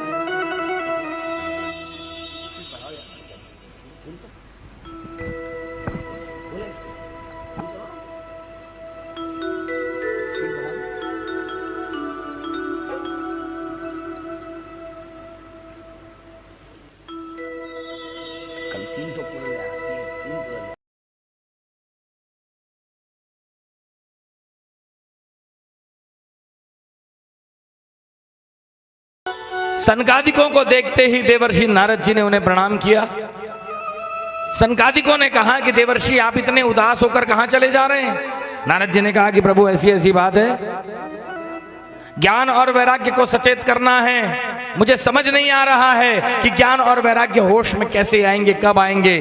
तुरंत सनकादिकों ने कहा, देवर्षि चिंता मत कीजिए, भागवत की कथा सुना दीजिए, ज्ञान और वैराग्य को होश आ जाएगा।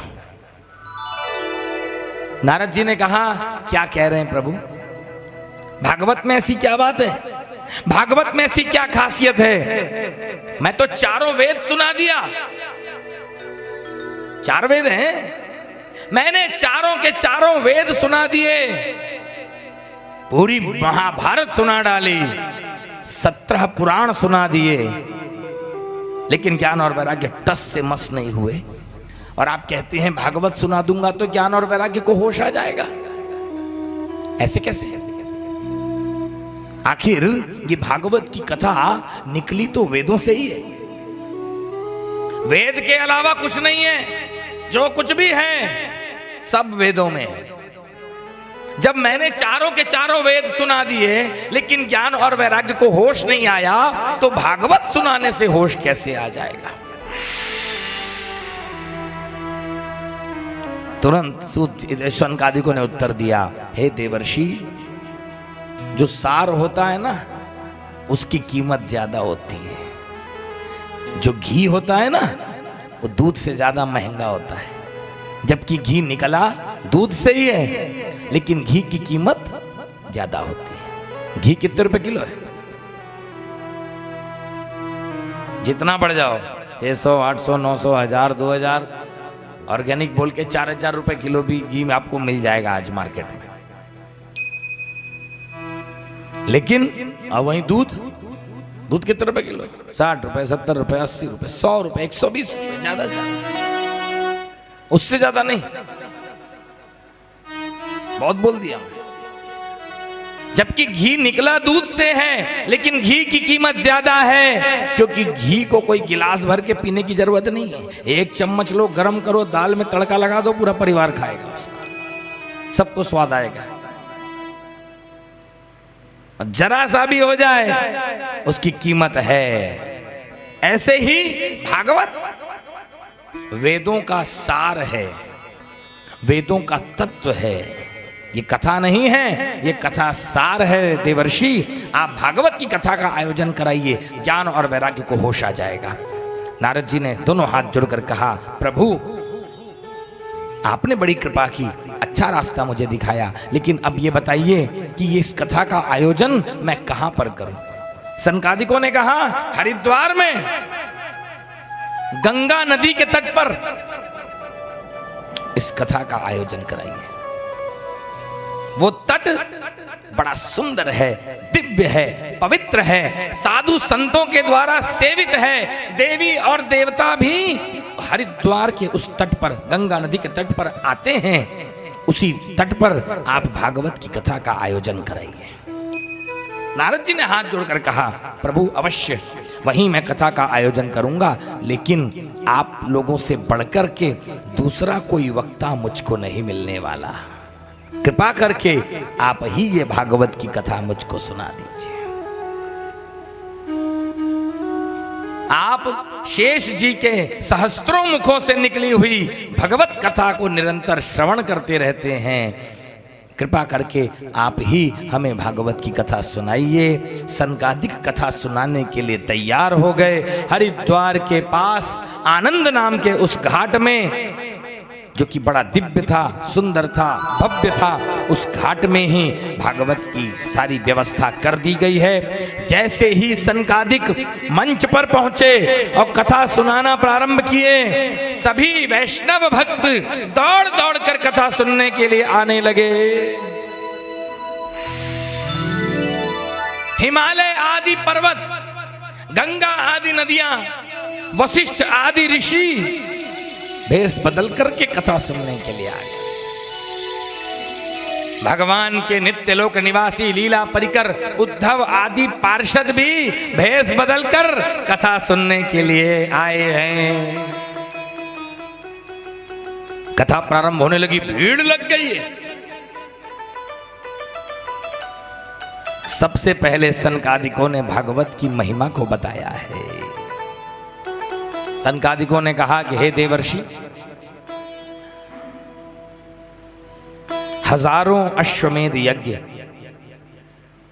गंगा, गया, पुष्कर, प्रयाग, काशी आदि तीर्थ भागवत की कथा के पुण्य के सामने 16 आने में एक आने के बराबर भी नहीं है। ध्यान देना।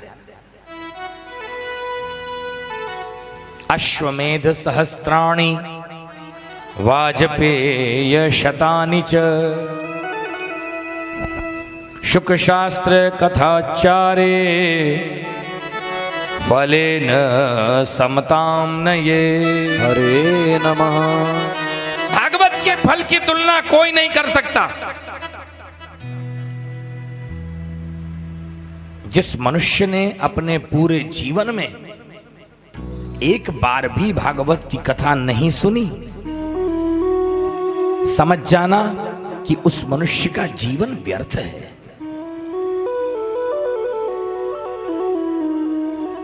चंडाल के समान है, पशुओं के समान है उस मनुष्य का जीवन जिसने अपने पूरे जीवन में एक बार भी मन लगाकर भागवत की कथा नहीं सुनी।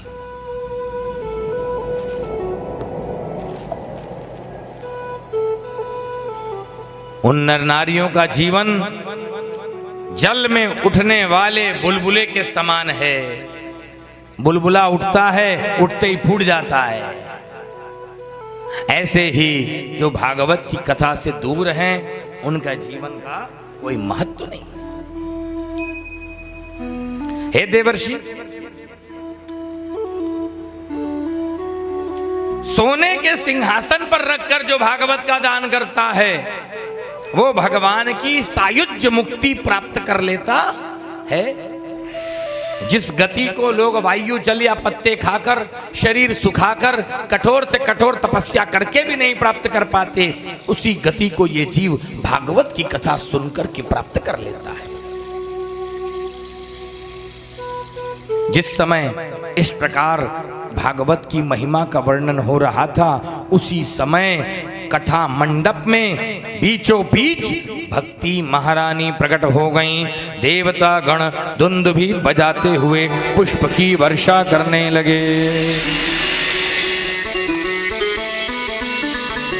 भक्ति सुतौ तौ तरुणौ गृहीत्वा प्रेमैक रूपा सहसा विरासीत।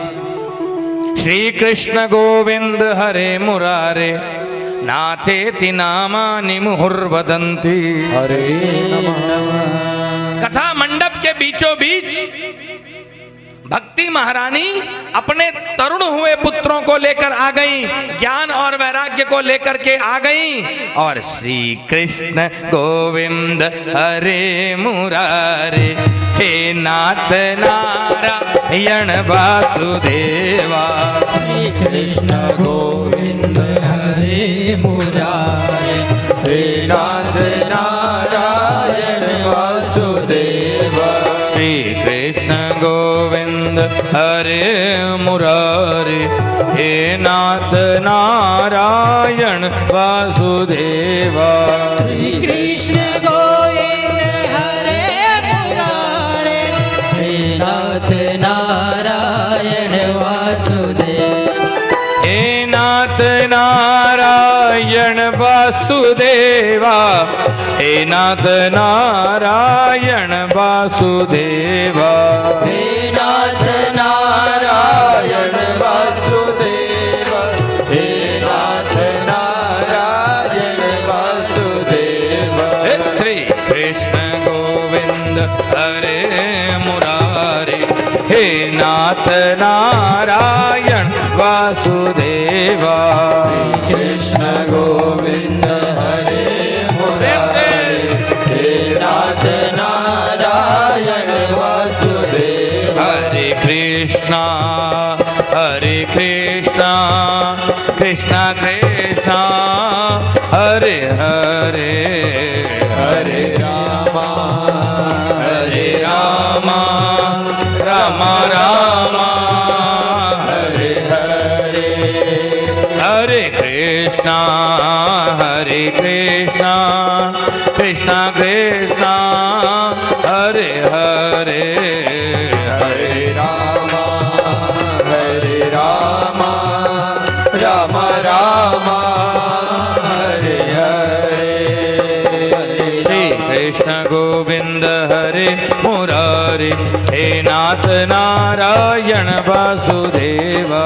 श्री कृष्ण गोविंद हरे मुरारे हे नाथ नारायण वासुदेवा। ओ श्री कृष्ण गोविंद हरे मुरारे हे नाथ नारायण वासुदेवा।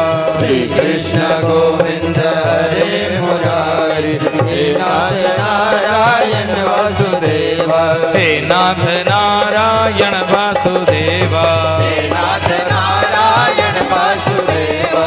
हे नाथ नारायण वासुदेवा। हे नाथ नारायण वासुदेवा। अपने तरुण हुए पुत्रों को ज्ञान और वैराग्य को लेकर के भक्ति महारानी कथा मंडप के बीचों बीच प्रकट हो गई हैं। भागवत के अर्थों का आभूषण पहने हुए भक्ति महारानी प्रकट हुई हैं। भक्ति महारानी को देखते ही सभी सभासद आश्चर्य में डूब गए और आश्चर्य में पड़ करके सभासदों ने सनकादिकों से पूछा, हे भगवान, हे मुनिवर, ये देवी कौन है, कहां से आई हैं? सनकादिकों ने कहा, श्रोताओं, ये भक्ति महारानी है, अभी अभी भागवत की कथा से प्रकट हुई। भक्ति महारानी ने हाथ जोड़कर कहा, हे मुनिवर, आपने मुझे बुला तो लिया, लेकिन बताइए मैं कहां पर रहूं, मुझे रहने का स्थान दीजिए। ध्यान रखिएगा, मुझे ऐसा स्थान दीजिएगा जहां कलयुग मेरा स्पर्श ना कर सके। तब सनकादिकों ने कहा, हे भक्ति, आप भगवान के प्यारे वैष्णवों के हृदय में जाकर के निवास करो, वैष्णवों के हृदय में जाकर निवास करो, वैष्णवों के हृदय में जाकर के रहो, वहां कलयुग प्रवेश नहीं कर पाएगा। सनकादिकों के इतना कहते ही भक्ति महारानी भगवान के प्यारे भक्तों के हृदय में प्रवेश कर गईं, और जैसे ही भक्ति महारानी भक्तों के हृदय में प्रवेश करी, वैसे ही भगवान से भी नहीं रहा गया। भगवान अपना दिव्य धाम छोड़ करके उसी कथा मंडप में प्रकट हो गए। देवतागण दुंदुभी बजाते हुए फूल की वर्षा कर,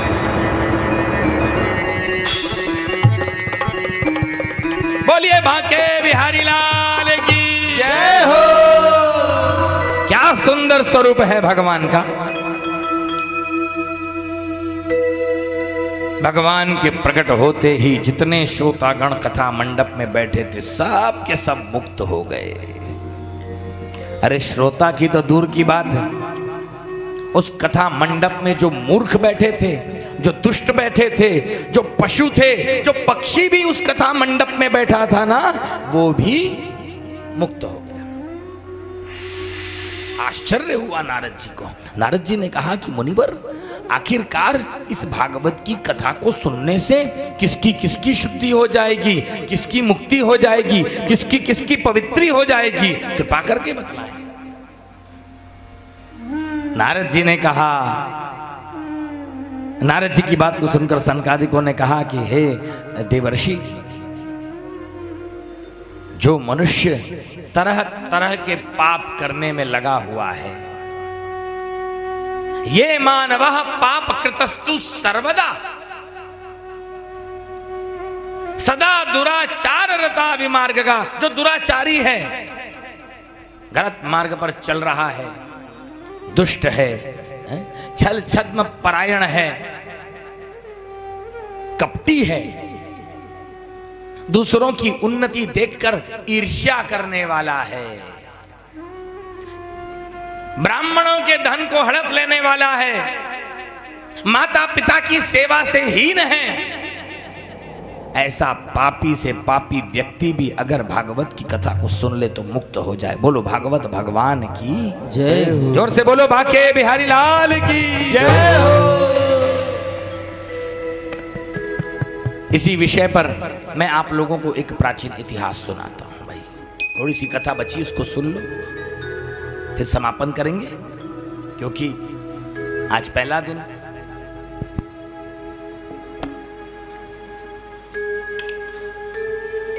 सवेरे से भिड़े हुए हो सब। कितने बजे उठे सवेरे? 6 बजे। हम ये बच्चे तो हमारे 5 बजे सोए और 6 बजे उठ गए पंडित जी ने।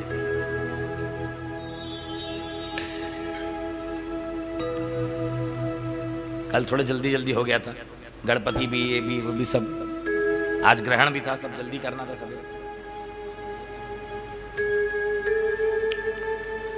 सनकादिक कह रहे हैं कि मुनिवर, इसी विषय पर मैं आपको एक प्राचीन कथा सुनाता हूं। जो बहुत बड़ा पापी था, लेकिन वो पापी व्यक्ति भी भागवत की कथा को सुना और भागवत सुनकर के मुक्त हो।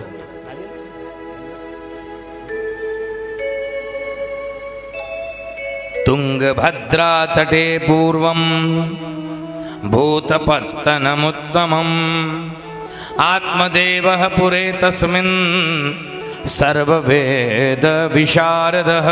हरे नमः। ध्यान देना, प्राचीन काल में तुंगभद्रा नदी के तट पर एक अनुपम नगर बसा हुआ था। उस नगर में समस्त वेदों का विद्वान आत्मदेव नामक ब्राह्मण निवास करता था। क्या नाम था ब्राह्मण का? आत्मदेव नामक ब्राह्मण, बड़ा विद्वान बुद्धिमान ब्राह्मण। उसकी स्त्री परम सुंदरी, लेकिन संतानहीना। उसकी स्त्री का क्या नाम था? क्या नाम था? धुंधुली। परम सुंदरी, लेकिन संतानहीना वो धुंधुली। संतान प्राप्ति के लिए आत्मदेव ब्राह्मण ने खूब प्रयास किया, खूब पूजा पाठ किया, खूब दान पुण्य किया, खूब दवाई गिराई, लेकिन संतान हुई नहीं उसको। एक दिन आत्मदेव ब्राह्मण अपने मन में सोचा कि संतानहीन जीवन जीने से कोई मतलब नहीं, मर जाना भला है। ये घर काटने को दौड़ता है बच्चे के बिना। आत्महत्या करने के लिए आत्मदेव ब्राह्मण घर से निकल के जंगल चला गया। प्यास लगी, वहीं एक तालाब मिला, उसमें कुंड में उसमें पानी पिया। जैसे ही पानी पिया, देखता है कि एक सन्यासी महात्मा वो तालाब के किनारे बैठे हुए हैं। बड़े तेजस्वी महात्मा। जा करके सीधा वो ब्राह्मण उनके चरणों में गिर पड़ा, फुट फुट के रोने लगा। सन्यासी ने पूछा, क्या बात है ब्राह्मण देव, क्या दुख है तुमको, रो क्यों रहे हो? आत्मदेव ब्राह्मण बोला कि प्रभु मैं संतानहीन ब्राह्मण हूं, इसीलिए रो रहा हूं।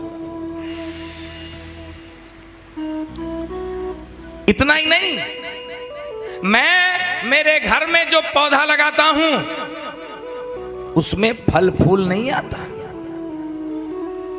अरे मैं मेरे घर में जो गाय पालता हूं उस गाय को भी कभी बछड़ा बछड़ी नहीं होता। इतना पापी हूं मैं, इतना अभागा हूं मैं, इसीलिए मैं यहां आत्महत्या करने के लिए आया हूं। ऐसा बोल के फूट फूट के रोने लगा। सन्यासी थे, उनको दया लगी। योग के द्वारा ब्राह्मण की ललाट की रेखाओं को देख करके सन्यासी महात्मा ने कहा, हे ब्राह्मण देव, रो मत, चुप हो जा, मत रो, क्योंकि ये तो तेरा पहला जन्म है। तेरे भाग्य में 7 जन्म तक संतान का सुख नहीं लिखा है।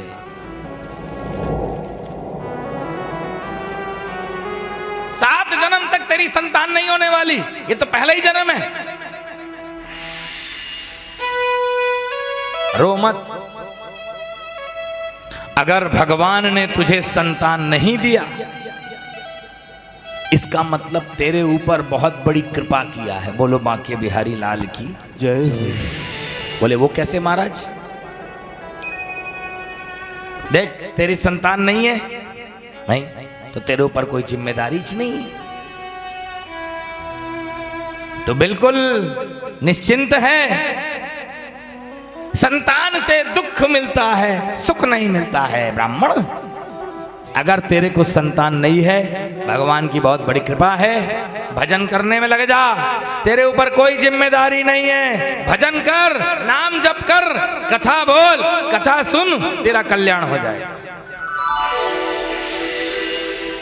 आत्मदेव ब्राह्मण हाथ जोड़ के बोला, प्रभु आपने तो कह दिया बड़ी आसानी से, मुझसे पूछिए मेरे ऊपर क्या गुजरती है। संतान के बिना गृहस्थी में कोई आनंद नहीं है। आप तपस्वी हैं, आप सन्यासी हैं, मुझे संतान का आशीर्वाद दीजिए, वरना आपके सामने सर पटक पटक के मैं प्राण छोड़ दूंगा और मेरी मौत के जिम्मेदार आप होंगे।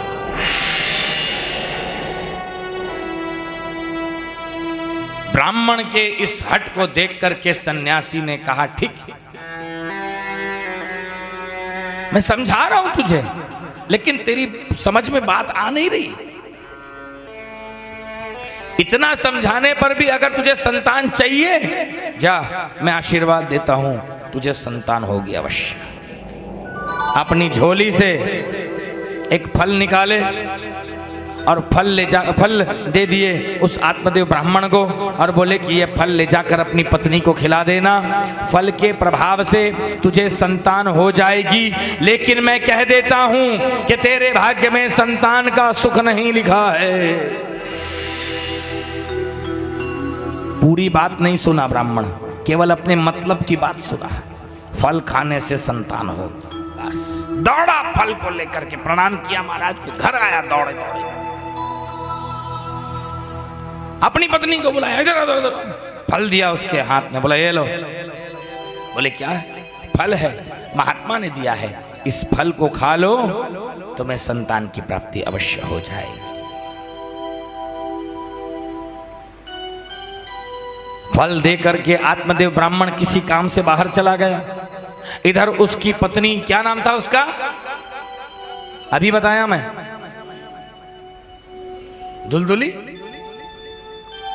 धुंधुली, धुलधुली, ए धुंधुली, इनका सुन के मैं ही भूल गया, क्या नाम था, धुंधुली। वो हमेशा धुन धुन धुन धुन धुन धुन कुछ कुछ कुछ कुछ करती रहती, इसलिए उसका नाम था धुंधुली। आत्मदेव ब्राह्मण अपनी पत्नी धुंधुली को दिया, फल खा लो, संतान हो जाएगी। किसी काम से बाहर चला गया, फल दे करके पत्नी सोचने लगी, खाऊं नहीं खाऊं, खाऊं नहीं खाऊं। खाऊंगी तो संतान हो जाएगी, और संतान हो गई तो फिर उसको पालो पोसो, खिलाओ पिलाओ, सुलाओ, उठाओ। इतनी मेहनत कौन करेगा? मैं तो सुकुमारी कन्या हूं, ज्यादा मेहनत तो मेरे से होती नहीं। मैं कहां बच्चे के पीछे पीछे भागूंगी? मेरे को संतान नहीं चाहिए भैया, हटा, नहीं खाती। ये तर्क था। अब कुतर्क भी कर रही है। कुतर्क क्या है? अगर मैंने ये फल खा लिया तो गर्भ ठहर जाएगा, गर्भ ठहर गया तो पेट बढ़ जाएगा, पेट बढ़ गया तो भोजन कम हो जाएगा, भोजन कम हो गया तो ताकत कम हो जाएगी, ताकत कम हो गई तो घर का कामकाज कौन करेगा? बताओ, कौन करेगा? और अगर गांव में डाकुओं का दल आ गया तो सब के सब तो भाग जाएंगे। मैं गर्भवती औरत कहां भागूंगी? बोलो, सब तो भाग जाएंगे अपना, मैं कहां भागूंगी? और अगर ये बालक या ये गर्भ सुखदेव जी के समान 16 वर्ष तक पेट के अंदर रह गया, तब तो मैं तो मर ही जाऊंगी। सुखदेव जी 16 साल तक अपनी मां के गर्भ में थे, बाहर ही नहीं आ रहे थे। मां के पेट के भीतर भगवान की माया प्रवेश नहीं कर पाती है। जो बच्चा मां के गर्भ में रहता है वो भगवान की माया से दूर रहता है, बिल्कुल निश्चल रहता है, भगवत स्वरूप रहता है।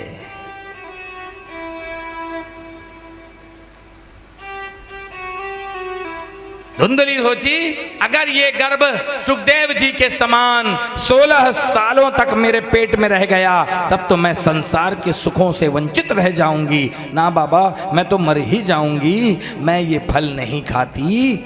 अलमारी में कपड़े के नीचे दबा करके रख दी। थोड़ी देर में आत्मदेव ब्राह्मण आया और पूछा अपनी पत्नी से कि फल खा ली?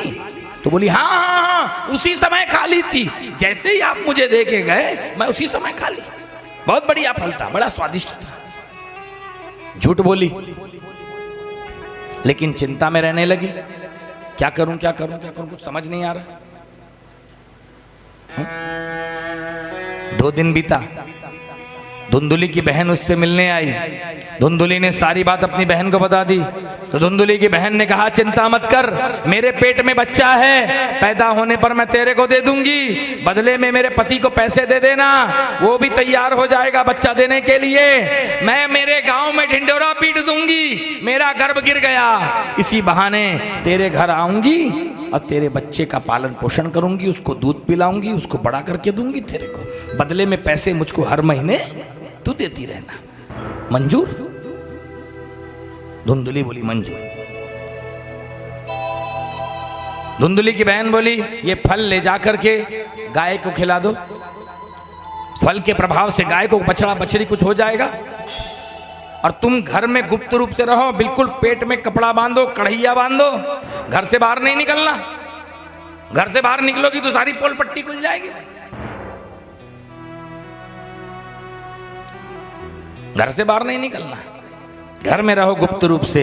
जब मेरा बच्चा होगा मैं तुमको ला करके दे दूंगी।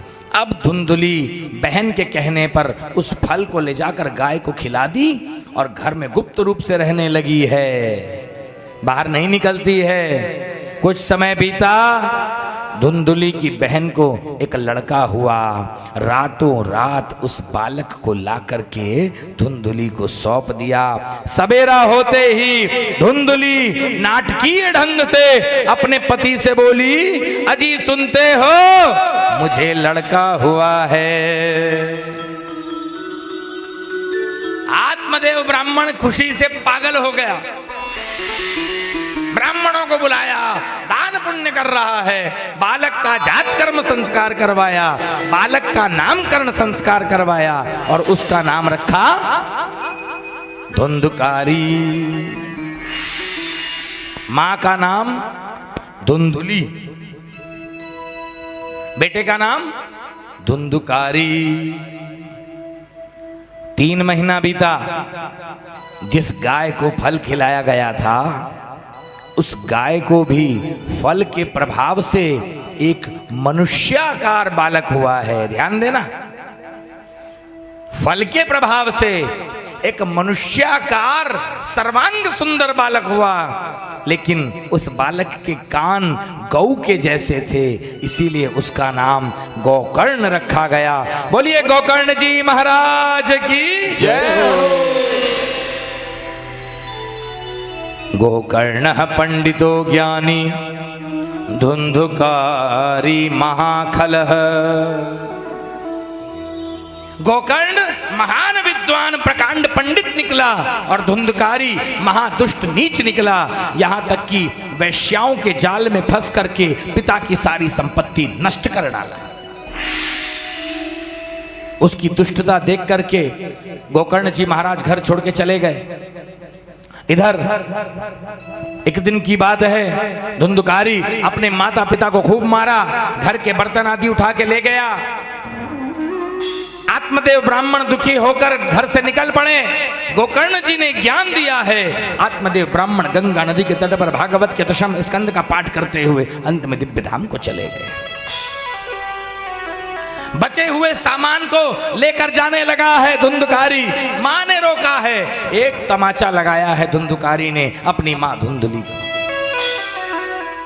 बेटे के हाथ से मार खा करके धुंधुली को इतना बुरा लगा, उसी समय कुएं में कूद करके अपनी आत्महत्या उसने कर लिया। मां चल बसी, पिता है नहीं, अकेला धुंधुकारी उस घर का राजा बन गया, उस घर का मालिक बन गया। 5 वैश्याओं को उसी घर में रख लिया, सारी संपत्ति नष्ट कर डाला, कुछ नहीं बचा। चोरी करने लगा, डाका डालने लगा। वैश्याओं ने देखा ये अब गरीब हो गया है, चोरी करके हमको लाके देता है, डाका डाल के हमको लाके देता है। किसी ना किसी दिन राजा ने इसको अगर पकड़ लिया तो राजदंड देंगे, इसको फांसी भी दे सकते, तो कल का मरता आज ही मर जाए। रात के समय जब धुंधुकारी घोर निद्रा में सोया था, खटिया में उसको बांध दिए, जलती हुई लकड़ी उसके मुंह में डाला है। तड़प तड़प करके धुंधुकारी मर गया। मरने अकाल मृत्यु होने के कारण उसी सूने मकान में प्रेत बन करके रहने लगा।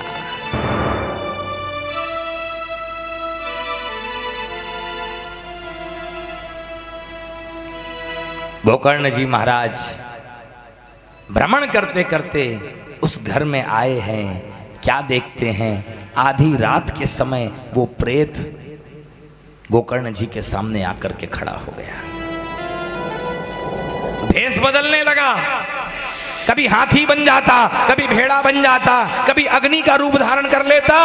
विचित्र रूपों को देख करके गोकर्ण जी महाराज ने कहा, तू कौन है? मंत्र पढ़ करके जल खींचा, प्रेत बोल पड़ा। प्रेत ने कहा, अहम भ्राता त्वदीयोस्मि धुंधुकारी नामतः। महाराज, मैं आपका भाई हूं, पहचानिए, धुंधुकारी मेरा नाम है। कुकर्म के कारण मैं मारा गया और प्रेत योनि में भटक रहा हूं, मेरा कल्याण कीजिए। तुरंत गोकर्ण जी महाराज ने कहा कि ऐसा नहीं हो सकता, तुम मेरे भाई नहीं हो सकते। बोले क्यों?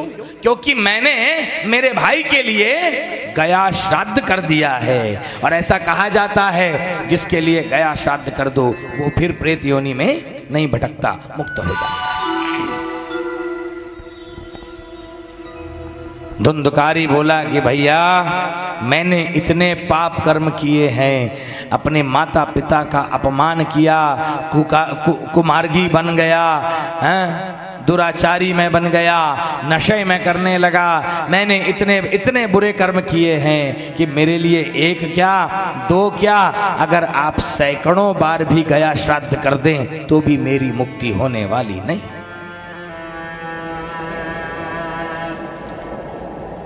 मेरी मुक्ति के लिए कोई दूसरा उपाय सोचिए। रात बीती, सवेरा हुआ, गोकर्ण ने सभी ब्राह्मणों को, बड़े बड़े विद्वानों को बुला करके पूछा कि प्रेत की मुक्ति के लिए क्या उपाय किया जाए। कोई जवाब नहीं दे पाया। अंत में गोकर्ण जी महाराज ने सूर्य नारायण की तपस्या किया। अपनी तपस्या के प्रभाव से सूर्य की गति को रोक दिया। सूर्य नारायण ने दर्शन दिया, कहा कि कहो क्या बात है। गोकर्ण ने कहा, हे सूर्य नारायण, इस प्रेत का कल्याण कैसे होगा। सूर्य नारायण ने कहा, इस प्रेत को भागवत की कथा सुनाओ, इसका कल्याण हो जाए। तब गोकर्ण जी के द्वारा एक ब्राह्मण दंपत्ति को प्रधान जजमान बना करके बिठाया गया, प्रधान श्रोता बना करके बिठाया गया, और पहले स्कंद से ही स्पष्ट स्वर में भागवत की कथा सुनाना प्रारंभ कर दिया गया। ध्यान देना, सायंकाल के समय प्रेत एक बांस की गठान के भीतर बैठकर कथा सुन रहा, उसकी गड्ढा होता है उसमें छेद, भीतर गठान होती है, उसमें बैठकर के कथा सुन रहा था, क्योंकि वायु रूप में रहता था। सायंकाल के समय उस बांस की एक गठान फट गई, दूसरे दिन में दूसरी गठान फट गई, तीसरे दिन में तीसरी, चौथे दिन में चौथी, और सातवें दिन में सातों गठानें फट गईं। वह धुंधकारी प्रेत योनि से मुक्त हो गया, दिव्य रूप धारण कर लिया, और सभा मंडप के बीचों बीच प्रकट हुआ। देवता गण धुंध भी बजाते हुए फूल की वर्षा। भैया गोकर्ण को प्रणाम करके गले से लगाया और बोला कि धन्या भागवती वार्ता प्रेत पीड़ा विनाशिनी। भैया गोकर्ण, आपने मेरे ऊपर बहुत बड़ी कृपा किया, जो मुझे भागवत की कथा सुना करके मुक्त कर दिया। जैसे ही ये जीव भागवत की कथा सुनता है, उसके पाप कांप उठते हैं और शीघ्र ही भगवत प्राप्ति हो जाती है। ये शरीर हड्डी का खंबा है, नस रूपी रस्सियों से बंधा है, इसमें मांस भरा है, इसमें मलमूत्र भरा है, ऊपर से चमड़े से ढक दिया गया है, जिसका परिणाम विनाश है। ऐसे विनाशशील शरीर को प्राप्त करके अगर ये जीव भागवत की कथा सुन लेता है तो उसकी मुक्ति में कोई संदेह नहीं है। जब इस प्रकार धुंधुकारी बोल रहा था, भगवान के पार्षद विमान लेकर के आए हैं। धुंधुकारी विमान पे सवार हो गया और विमान पे सवार होके जब जाने लगा, गोकर्ण जी ने विमान को रोक दिया और कहा कि अकेले धुंधुकारी ने भागवत नहीं सुनी, बहुत से श्रोताओं ने भागवत सुनी है। अकेले धुंधुकारी के लिए विमान क्यों आया, सबके लिए विमान क्यों नहीं आया। भगवान के पार्षदों ने कहा कि गोकर्ण जी, धुंधुकारी ने सबसे ज्यादा मन लगाकर भागवत सुनी है। हाँ, ध्यान देना। बाकी श्रोताओं ने भी सुनी है, लेकिन गुनी नहीं है। ये दिन में भागवत सुनता, रात में भागवत गुनता था।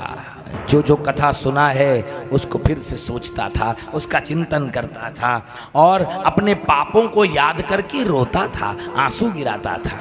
अब बाकी लोग तो कथा सुनते समय कथा सुनते, उसके बाद घर जाए, फिर अपने अपने घर के काम में लग जाते थे, कथा के बारे में कुछ नहीं सोचते थे, बातें भी नहीं करते, भजन भी नहीं करते। ये दिन में कथा सुनता, रात में कथा को गुनता था। इसीलिए एक ही बार भागवत सुनकर के इसकी मुक्ति हो गई।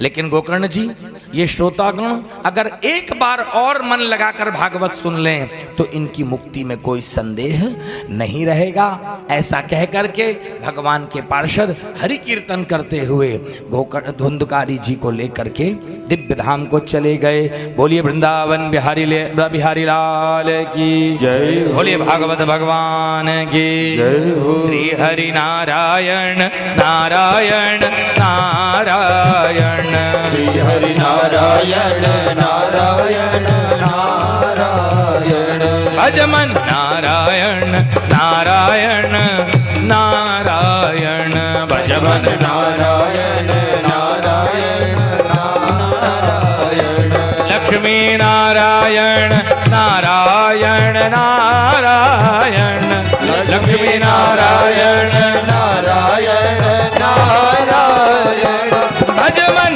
नारायण नारायण नारायण हे भजमन नारायण नारायण नारायण ओ श्री हरि नारायण नारायण नारायण हरि नारायण नारायण नारायण सावन के महीने में गोकर्ण जी ने दोबारा भागवत किया। सभी श्रोताओं ने मन लगाकर भागवत की कथा सुनी और जैसे ही सप्ताह समाप्त हुआ, भक्तों से भरे हुए विमान के साथ भगवान श्री कृष्णचंद्र वहां पर प्रकट हुए। गोकर्ण जी को गले से लगाकर अपने समान दिव्य रूप दे दिए और गोकर्ण जी की कृपा से जितने भी श्रोतागण वहां बैठे थे सब के सब दिव्य धाम को चले गए। देवता गण धंध भी बजाते हुए फूल बरसाते। अंत में नारद जी के द्वारा सनकादिकों की पूजा की गई, आरती की गई। कथा समाप्ति के पहले भागवत सुनने का नियम बताया गया। भागवत सुनने का सबसे बड़ा नियम, कथाव्रती को उपवास करके भागवत सुननी चाहिए, ध्यान देना। लेकिन व्यास जी ने सोचा अगर एक दिन की बात होती तो कोई उपवास भी कर ले, लेकिन ये तो पूरा 8-8, 9-9, 10-10 दिन का बात है, इसलिए उपवास नहीं करना चाहिए। तो फिर एक टाइम भोजन करना चाहिए। ध्यान दो, एक टाइम क्यों महाराज? सवेरे हल्का फलाहारी और शाम के समय डट के भोजन करो। क्यों सवेरे हल्का भोजन इसलिए करना ताकि कथा में मन लगे। ज्यादा खा लोगे तो फिर नींद आएगी तुमको बार बार। अब बार बार मैं जयकारा लगाऊंगा, बार बार भजन गाना पड़ेगा सबको जगाए रखने के लिए। सवेरे हल्का भोजन लो और शाम के कथा के बाद डट के खाओ, ठाकुर जी को भोग लगा के। और एक बात का ध्यान रखो, भोजन बिल्कुल सात्विक होना चाहिए, बिल्कुल नहीं, न राजसी न तामसी, सात्विक शुद्ध। लहसुन प्याज उड़द बिल्कुल नहीं चलेगा, ध्यान देना। लहसुन प्याज और उड़द। हाँ बता सब इडली बनाना चालू कर दिया। अभी इडली डोसा कुछ नहीं चलेगा ना। हाँ सूजी की बना के खा लेना भले। लहसुन प्याज और उड़द का त्याग कर देना।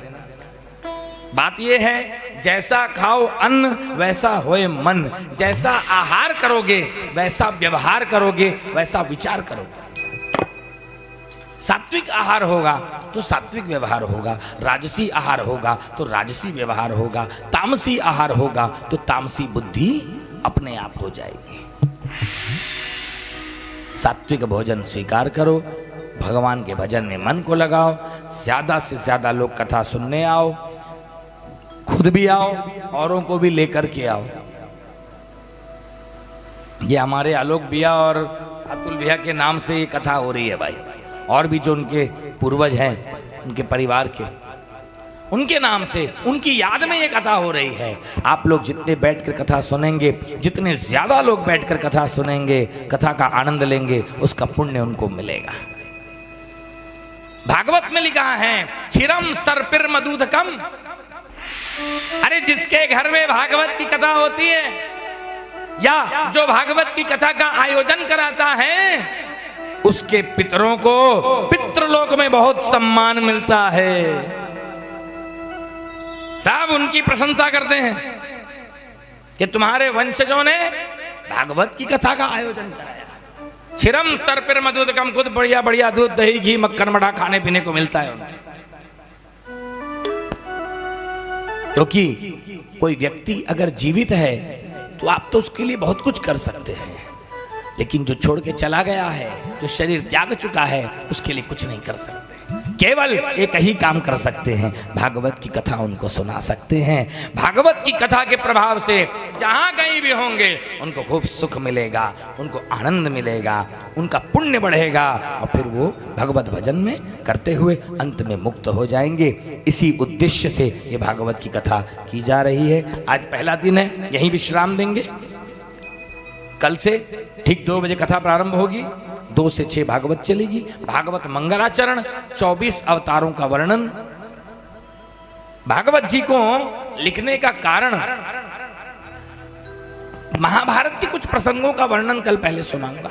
भीष्म पितामह की कथा आएगी, विदुर का वर्णन भी आएगा, परीक्षित जी के जन्म कर्म की कथा कल आएगी, परीक्षित जी को जो श्राप मिलता है उसका वर्णन होगा, और द्वितीय स्कंद की कथा को लेते हुए सुखदेव जी के आगमन का वर्णन करते हुए वराह अवतार की कथा कल करी जाएगी। उसके बाद कपिल अवतार का प्रसंग भी कल आएगा। हो सकेगा तो शिव पार्वती के विवाह की कथा भी कल कर दी जाएगी। आज यही विश्राम है। बोलो बांके बिहारी लाल की जय। बोलो भागवत भगवान की जय हो। सत्य सनातन धर्म की जय हो। आइए यजमान परिवार आ जाइए, मंच पर आ जाएं, आरती करें।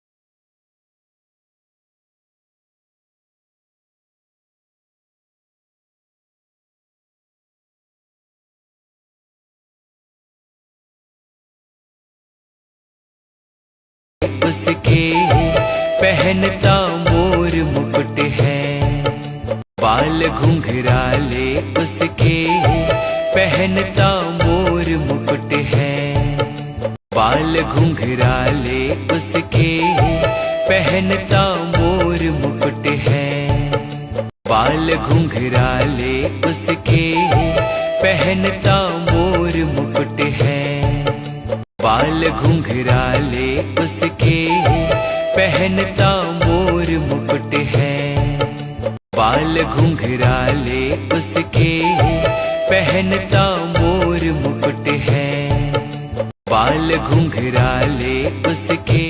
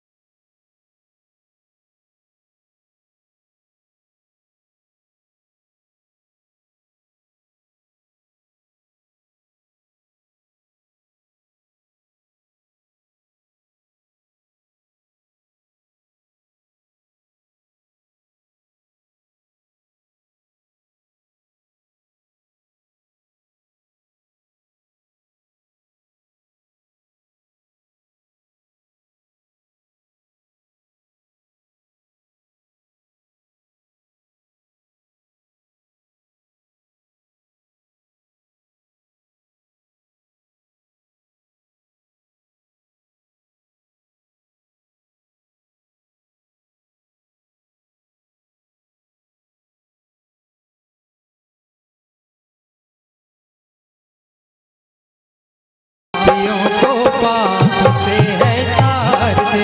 श्री भागवत भगवान की है आरती, पापियों को पाप से है तार दे। ये शांति गीत पावन पुनीत पापों को मिटाने वाला, हरि दर्श कराने वाला।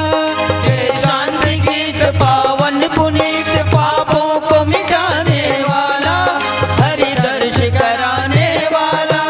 ये सुख करनी ये दुख हरणी, ये सुख करनी है दुख हरनी। श्री मधुसूदन की आरती, पापियों को पाप से है तार दे। श्री भागवत भगवान की है आरती, पापियों को पाप से है तारती। ये मधुर बोल सत पंथ को सदमार्ग दिखाने वाला, जय हो। बिगड़ी को बनाने वाला। ये मधुर बोल जग फंद खोल, सतमार्ग दिखाने वाला, बिगड़ी को बनाने वाला। श्री राम यही घनश्याम यही, राम यही घनश्याम यही, प्रभु की महिमा की आरती, पापियों को पाप से है तार दे। श्री भागवत भगवान की है आरती, पापियों को पाप से है तारती।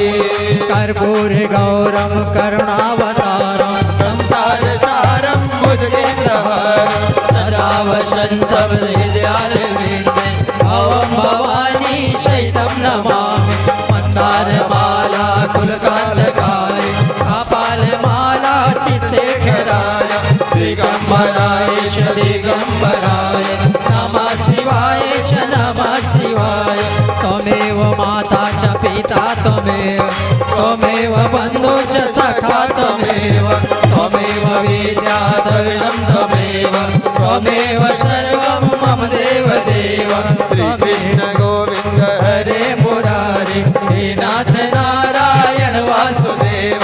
श्री कृष्ण गोविंद हरे मुरारे, हे नाथ नारायण वासुदेव, हे नाथ नारायण वासुदेव, हे नाथ नारायण वासुदेव। हे नाथ नारायण वासुदेवा, हे नाथ नारायण वासुदेवा। आजा मोरे श्याम तरस रहे नैना, और श्याम तरस रहे नैना, तरस रहे नैना, बरस रहे नैना, तरस रहे नैना, बरस रहे नैना, तरस रहे नैना, बरस रहे नैना, बरस रहे नैना, बरस रहे नैना। हरे रामा राम रामा हरे हरे, हरे कृष्णा कृष्ण कृष्ण हरे हरे, हरे रामा कृष्ण हरे हरे कृष्ण हरे कृष्ण, कृष्ण कृष्ण हरे हरे। हरे राम हरे राम, हरे राम हरे हरे, हरे कृष्ण कृष्ण कृष्ण हरे हरे। अथ श्रीमंत्र पुष्पांजलि। हरि ओम यज्ञेन यज्ञमय जंत देवास्तानि धर्माणि प्रथमान्यासन्न तेहनाकं महिमानः सचन्त यत्र पूर्वे साध्याः सन्ति देवा। ओम राजाधिराजाय प्रसह्यसाहिने नमो वयं वैश्रवणाय कुर्महे समे कामान् कामकामाय मह्यं कामेश्वरो वैश्रवणो ददातु। कुबेराय वैश्रवणाय महाराजाय नमः। ओम स्वस्ति साम्राज्यं भोज्यं स्वराज्यं वैराज्यं पारमेष्ठयमराज्यं महाराज्यमाधिपत्यमयं समन्तपर्यायै स्यात् सार्वभौमा सार्वायुषयान् तदा परार्धात् पृथिव्ये समुद्रपर्यन्ताया एकराडति तदप्येश्लोकोऽभिगीतो मरुतः परिवेष्टारो मरुतस्यावसन्निहे आवीक्षितस्य कामप्रेर् विश्वे देवा सभासद सेवन्ति कामकुलचम्पकपाटलाब्जे पुण्णात् गजाति करवीररसालपुष्पे बेलवप्रवाल तुलसी दलमञ्जलिरभि त्वं पूजयामि जगदीश्वर मे प्रसीद त्वमेव माता च पिता त्वमेव बन्धुश्च सखा त्वमेव विद्या द्रविडं त्वमेव सर्वं मम देव नाना सुगन्धि पुष्पाणि यथा कालद भवानि च पुष्पाञ्जलिर्मया दत्तं गृह्णां जगदीश्वर अथ श्रीमंत्र पुष्पाञ्जलिं समर्पयामि। प्रेम से कहिए श्रीमद् भागवत महापुराण की जय हो, सप्ताह ज्ञान यज्ञ की जय हो, श्री वृंदावन बिहारी लाल की जय हो, श्री गोपाल लाल की जय हो, सर्वेश्वरेश्वर श्री जुगल सरकार की जय हो, जगत जननी श्री राधिका महारानी की जय हो, श्री वेद व्यास भगवान की जय हो, श्री सुखदेव महाराज की जय हो, भागवत स्वरूप श्री स्वामी जी महाराज की जय हो, सत्य सनातन धर्म की जय हो, जय जय श्री राधे, जय जय श्री राधे, जय जय श्री राधे श्याम। विजयी भव, विजयी भव, विजयी भव। सभी भक्तगण आरती का दर्शन करें, प्रसाद लेकर जाएं, प्रणाम करें, जल का छिड़काव कर देना सबके ऊपर।